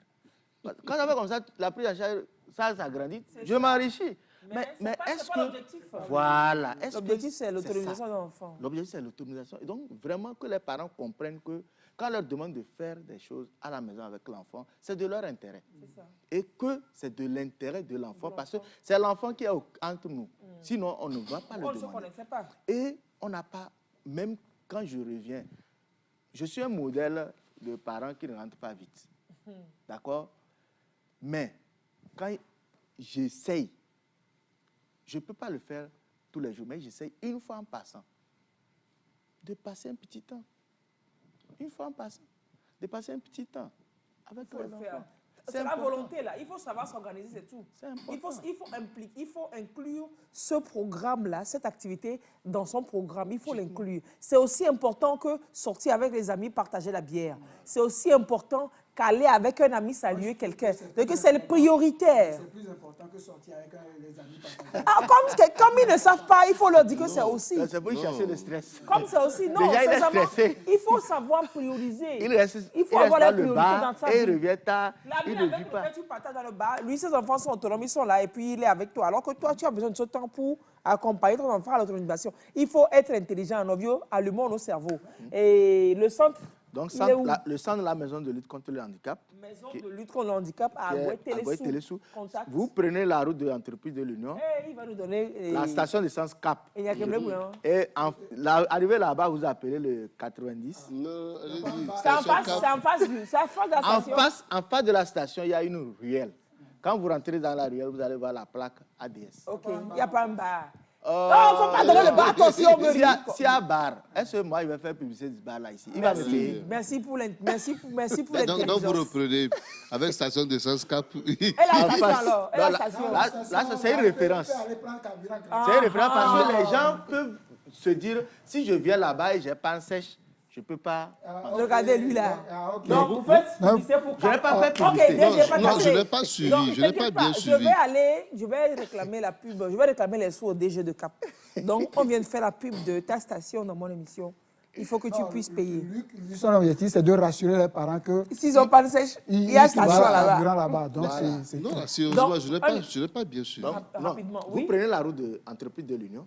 Pour ceux qui le connaissent, Limousine, Léo 2000, Entreprise de l'Union. Et sur la route, vous avez une station d'essence Cap. Sur la route d'entreprise de l'Union. Oui, le goudron. Oui, sur le Vous avez une goudron. station d'essence Cap à votre droite. Et en face, en même temps de la station, il y a une bretelle. Vous rentrez dans la bretelle, vous allez voir la plaque ADS devant. Super. Et vous suivez la flèche, c'est juste dans le coin. Ah, je connais. Maintenant, Je connais. Qu'on a. Ou vont. D'accord. Je connais là-bas. Alors, numéro de téléphone. 90 Oui. 50 84 45. Vous aussi, il faut prendre un numéro qui n'est pas compliqué, non? 90, 50, 84 84, 45. 45. Fimé, tu Soit, peux nous aider, soit s'il te plaît? vous appelez mon numéro. Il ne faut pas donner deux numéros. Là, bouillon, si vous donnez deux numéros, on va tout mélanger. C'est bon. Un numéro. Oui, oui. 90 50 84 45. Pour le téléspectateur qui est au Burkina Faso, pour tous les autres qui demandent le numéro du centre, vous précédez le numéro de l'indicatif du Togo 00228 90 50 84 45. Oui. 90 50. Firme va nous aider à afficher le numéro pour aider toutes les personnes qui peuvent trouver solution avec ce centre-là pour accompagner les enfants. Je pense que je vais voir dans mon programme. Je vais accorder peut-être 2 heures par semaine ou bien 2 fois 2 heures pour venir vous aider au centre. Merci. Je vais faire ça. Félicitations. Accompagnez-moi à accompagner mon programme. Non, je connais bien ton centre. Peut-être lundi même, je passerai. D'accord. Non, sérieux, oui. Je Vous pouvez Lys, aider aussi comme ça. Hein. Vous Et pouvez aider aujourd'hui- à aller et servir, c'est à aller les aider, à accompagner. C'est les l'occasion enfants. même de faire un appel d'appui parce qu'aujourd'hui, nous n'avons pas d'accompagnement et nous subsistons. C'est Et Togo, donc, hein. Bienvenue au Togo. nous appelons les bonnes volontés. Il y a les novices là. Lys, Nous appelons les bonnes volontés Oui. pour pouvoir nous accompagner et vraiment pour aider ces enfants à avoir un avenir. C'est clair. Gracias. la première fois que j'ai rencontré Luc, il m'a dit que je bégayais. Et je n'ai jamais oublié. Quoi. Et dès que je le vois, je pense, je me dis, qu'est-ce qu'il va encore sortir? Ce Vous type-là, bégayez, hein. c'est ce qu'il m'avait dit. Il sait lire. C'est ce Moi, qu'il vous m'avait savez dit. que je suis, mais peut-être que je suis autiste aussi. Hein. Non, toi, tu dépasses autiste. Ou bien, C'est pour ça que Daniel dit il faut qu'on t'accompagne. le truc d'en haut, c'est quoi? Hein? Le truc d'en haut de Super autiste. autiste. Ouais, non, je sais que non. Non, avant, moi, c'est vrai que tout le monde est un peu malade. Hein. Même pas un peu. Mais toi, tu es gravement malade. Oh non, il faut quitter ici. Je vais inviter les Et je coachs- crois même les que je coachs. suis un peu dyslexique aussi. Oui, moi, c'est pas autisme, mais c'est de la dyslexie. Parce qu'avant, je ne Tu pouvais penses pas, pas que tu es un je peu ne pouvais pas gênant? tenir quelque chose sans que ça tombe. La dyslexie, c'est à vie. Hein? Oui, Parce qu'aujourd'hui, Je suis quand on dit dyslexie, ce que vous allez produire, il y aura toujours mais là, des sans traces. je ne veux pas tenir quelque chose sans que ça tombe. Oui. Les choses, je ne peux rien tenir sans que ça ne tombe. Tes téléphones- Autant tellement tes qu'on téléphones en m'appelait témoignent. deux mains gauches. C'était comme si j'avais deux mains gauches. Mais le truc qui est aussi là-bas, c'est que nous, les dyslexiques, on est très intelligents. Moi, c'est- Non, moi- la moi- dyslexie n'est pas un handicap Non, c'est ou pas un handicap. mental ou bien... Oui. Non, moi, je sais que C'est je super dois avoir un truc De toute façon, dyslexie. tout le monde est intelligent. Super intelligent. Tout le monde Allez, est- c'était le dernier samedi du mois aujourd'hui. Non, c'était pas c'est le dernier samedi du mois. Et c'était la séance de sport déjà en amont, dès 6 heures à la TVT. Coach Miva Pourquoi ça Miakwara. continue? Oui. Coach Miva Miakwara. Au coach point. Le coach est un peu pompon. Ah, il Le coach a bu pompon. Il a bu 2 bouteilles de pompon. Le après coach a bu sport. pompon. Allez, le sport de masse, vous savez, c'est un vecteur de renforcement de la cohésion sociale et du vivre ensemble. Mais avant qu'on arrive à renforcement de cohésion et vivre ensemble, c'est un facteur de santé. C'est-à-dire que c'est un vecteur de santé. Il faut faire du sport pour se préserver. Et au-delà de se préserver, quand vous venez à la TVT les samedis, les derniers samedis du mois, faire du sport, vous ne préservez pas que votre santé, mais vous préservez aussi votre sécurité. Parce que le coach, au-delà des yo qui nous apprend pour qu'on soit en forme, il nous apprend aussi des gestes d'autodéfense. Coach, bonjour, comment vous allez? Bien. Oui. C'était quoi aujourd'hui? Oui. Là, aujourd'hui, j'ai été très surpris. J'ai été très surpris parce que... On l'a fatigué, en fait. Non. Oui, je les ai fait fatiguer. Ils m'ont fait fatiguer aussi parce que le niveau augmente. Le niveau augmente. On est à la 3e séance. Mais attention, ça a été... Au lieu de gym 30 minutes, on fait d'habitude, on a fait 1 heure. Purée. Les gars n'étaient pas fatigués. On a fait 1 heure et ils ont pu tenir le coup. Vous commencez par former des gladiateurs à la TVT. Oui. J'ai tout juste commencé avec une séance brûle-graisse. On a fait la séance brûle-graisse. Brûle-graisse, là, c'est quoi? Il faut me dire, moi, je vais faire il y a trop de graisse à brûler. Oui, c'est simple à comprendre. Brûle-graisse, c'est brûle-graisse. Oui, j'ai dit parce que c'est des exercices simples. On cible une partie. Par exemple, si je vous fais monter, on a commencé avec ça. Vous faites monter les épaules jusqu'aux oreilles, là. Non, sérieux? Non, ça brûle-graisse? Pas tourner comme ça, mais quand je monte comme ceci, et je reviens. Je monte, je reviens. Quand c'est lent, ça muscle. Mais quand vous allez plus vite, ça brûle. C'est pas vrai. Oui. Parce que quand on fait des exercices... Vous le faites. Donc là, c'est pour travailler les deltoïdes. On est allé jusqu'au triceps. C'est pour faire le brûle-graisse. Et après, qu'est-ce qu'on fait? On raffermit. Quand vous brûlez les graisses, vous faites d'autres exercices pour raffermir. Et c'est après avoir raffermi que vous pouvez maintenant muscler. Donc, vous brûlez, vous allez voir que le muscle va être flasque. Vous raffermissez et puis vous musclez. C'est ça, quand on brûle, il faut que quand même qu'on raffermisse parce que sinon, ça va être comme la peau de vie. C'est bien flasque.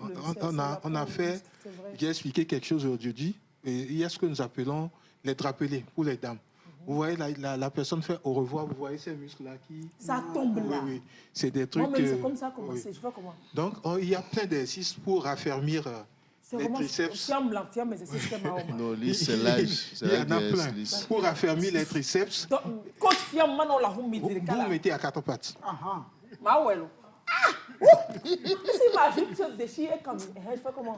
Ah bon, vous êtes mis à 4 pattes. Bien, je me mets à 4 pattes. Tout simplement comme ça. Là. Moi, j'aime les comme si je vais casser des pommes, je vais tout juste comme ça. Les pommes comme ça, c'est autre chose. C'est ce qui est difficile. Mais quand je me mets comme ça, en 3 appuis, et je fais comme ça, c'est très facile. Tout le monde peut le faire. Mais vous le faites en grand nombre, vous allez commencer par sentir que ça ne travaille. Je fais ça sur combien de... 40 minimum. Vous faites jusqu'à 40, vous n'allez voir que c'est seulement les triceps. 49. 40. Bravo. Que c'est seulement les triceps qu'on travaille. C'est seulement les triceps qu'on travaille. Mais attention, quand je réduis l'écart entre les deux mains, là, oui, quand je réduis l'écart, oui, c'est plus difficile, mais c'est les pectoraux qui travaillent en ce moment-là. C'est les pectoraux. Donc pour les pectoraux, il y a à raffermir, il y a à remonter, mais pour les hommes, il y a à faire la fente là que nous faisons ici. Donc, mais après, il y a ça. Oui. Il y a plein d'autres exercices. Vous pouvez prendre une bouteille comme ceci. Je ne peux pas me lever. Coach, tu es sérieux qu'on peut faire ça? Oui. Vous prenez une bouteille d'eau que vous mettez comme ça, vous balancez. Ouais. On t'apprend autre chose. Une bouteille d'eau que vous prenez comme ça, vous balancez. Vous travaillez votre triceps. Ici? Oui. Ou bien vous prenez un bâton. Écoute, c'est collé. C'est collé à la tête. C'est collé à bois. Ah, regarde, bientôt. À la maison, vous prenez un bâton de rideau, par exemple, que vous mettez par derrière comme ça. Et ça?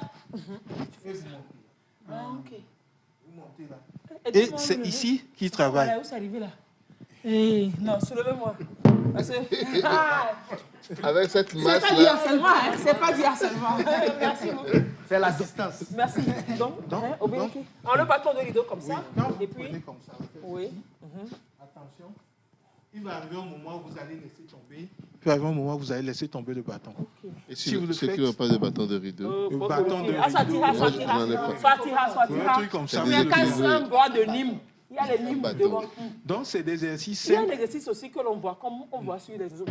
Tu prends un truc comme ça, et puis un bâton comme ça, et tu tournes. Oui, vous tournez pour le faire, vous gainez le ventre. Ah, ça, c'est le ventre. Oui, quand vous gainez le ventre, d'habitude, quand nous poussons le ventre,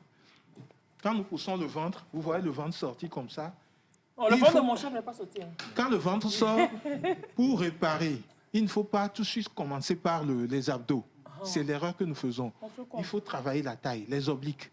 Parce que quand vous vous mettez nu devant votre miroir, quand le ventre pousse, vous allez voir que il y a des bourrelets là. Nous, dans notre jargon, nous disons 33. Ça fait 3 ici, ça fait 3 ici. Vrai, donc, si vous essayez de faire partir cette partie du corps, vous allez voir que sans même faire les abdos, le ventre va partir. Okay. Mais si vous négligez cette partie et vous faites les abdos, ça va être difficile de faire partir ce côté-là. Le ventre va se durcir. L'exercice de la taille, vous avez dit un, vous avez montré un. Celui-là. Oui. Oui, mais vous gainez le ventre avant de le faire. Gainer, c'était vous serrez les fesses. Vous serrez là. Et le ventre aussi. Vous bougez, vous voyez que c'est ça. Vous pouvez vous mettre comme ceci, là, vous tournez, le regard, vous fixez un point, vous tournez. Quand on fait ces exercices, on tourne, on regarde là devant, on fixe un point, et puis, bon, on tourne. Oui. Donc, tu tiens mon ventre. C'est des trucs comme ça on a fait. Après, nous avons beaucoup travaillé aussi les fessiers aujourd'hui. Ah oui. Les fessiers. Ah, pour avoir les fessiers, de belles fesses, oui. Ça, là, j'ai montré qu'il y a une façon de faire les fesses, de travailler les fesses. Quand vous le faites, les fesses vont rentrer dedans, comme ça. Alors, on ne veut pas que ça rentre, on veut que ça sorte. Nous avons corrigé ce que les gens font là. Et j'ai démontré, quand ils l'ont fait, ils ont vu que là, au contraire, ça remonte. Parce que quand c'est comme ça, ce n'est pas ça. On remonte ça. On remonte, donc on a fait l'exercice qui peut remonter les fesses. Parce que pour tout le monde, quand les muscles de ce niveau montent, c'est ça qui est bien. C'est ça. Sinon, vous allez avoir les fesses plus grosses que quelqu'un, vous marchez, mais on va voir que c'est pour elle que c'est bien à voir. Tout simplement parce qu'il y a un problème au niveau, à ce niveau, au niveau des ischios. Au niveau des ischios. Donc, si vous raffermissez les ischios, les fesses vont tomber, mais quand ça tombe maintenant, vous remontez. Tout se joue au niveau là, ischio et fessier. Donc, pour avoir de belles formes, c'est ça. Ischio, fessier, vous avez votre fesse là.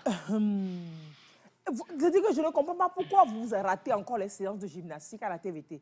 Déjà, ça passe ça passe les matins très tôt. Ça passe les matins. À quelle heure appelez-vous? Bon, 6h30, on a commencé aujourd'hui. 6h30, ça a commencé. Tous les jours? Non, pas tous les jours. Les derniers samedis du mois. Non, les émissions que vous faites. Ah oui, ce que je fais, l'émission Gym Impact. Oui, Gym Impact. Là, c'est tous les jours. Là, c'est tous les jours le matin. De 5h à 5h30. Bah oui, ça 5h à 5h30. 5h à 5h30. C'est sport et conseil en nutrition. Tous les jours, donc, vous suivez, c'est le coach là, il vous coach, tous les jours vous suivez. Et vous avez la chance, le dernier samedi du mois, de venir à la télé, de le rencontrer, et puis de continuer par faire les exercices, de lui demander des conseils. Là, comme j'ai fait, il va vous montrer des exercices à faire à la maison. Et puis voilà quoi, vous allez voir comment vous allez changer. Les thèmes minceurs et tout ça, c'est du pipeau. Non, c'est arrêtez. Et puis ce qui est bien dans ce que nous faisons, c'est que nous faisons tout pour que les gens soient indépendants. La gym vous permettre à la personne d'être indépendante. Sans matériel. Sans matériel. Il faut acheter les haltères, il faut acheter les tapis, il faut acheter les machins. Les palettes là, d'1 mètre carré suffisent pour faire tout ce qu'on a fait.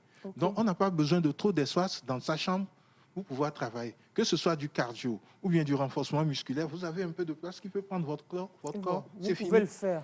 Si c'est en famille, tout le monde, vous poussez un peu les fauteuils. Donc, ce qui veut dire que l'argument de « je n'ai pas le temps de sortir dehors, je n'ai pas le temps d'aller en salle de gym, etc. » c'est des histoires. À moins que vous-même, vous ne voulez pas travailler. Oui, c'est ça. Mais sinon, c'est toujours possible. Le vrai cardio, c'est à la maison, en famille. Mais le truc que vous faites en famille aussi, ça aide beaucoup. Parce que quand vous allez en salle, qu'est-ce que nous faisons en salle? On fait un truc général. Ça, c'est pour tout le monde. Mais quand vous êtes à la maison, ce qui convient à votre corps, c'est ça on fait. Les pathologies que vous traînez, par exemple, quelqu'un qui a un problème de dos, quelqu'un qui a été opéré, je ne dois pas faire les mêmes exercices pour lui. Ceux qui ont des problèmes de dos, par exemple les abdos, là, il faut être très méticuleux. Ceux qui ont été opérés et par césarienne et autres, il faut être pointu par rapport à ça. Donc, si vous avez été opéré par césarienne, par exemple, ça fait 1 an, même pas 1 an et demi, il y a des exercices qu'il faut toujours. Il y a des exercices, mais à partir du 3e mois, moi, je vous prends, je ramasse le ventre. Eh oui, ramassez mon ventre. Là. Je ramasse le ventre, parce qu'après, quand on laisse, ça tombe là. Ramassez mon Ça ventre. tombe là. Ça tombe là. Ramassez mon ventre, regardez.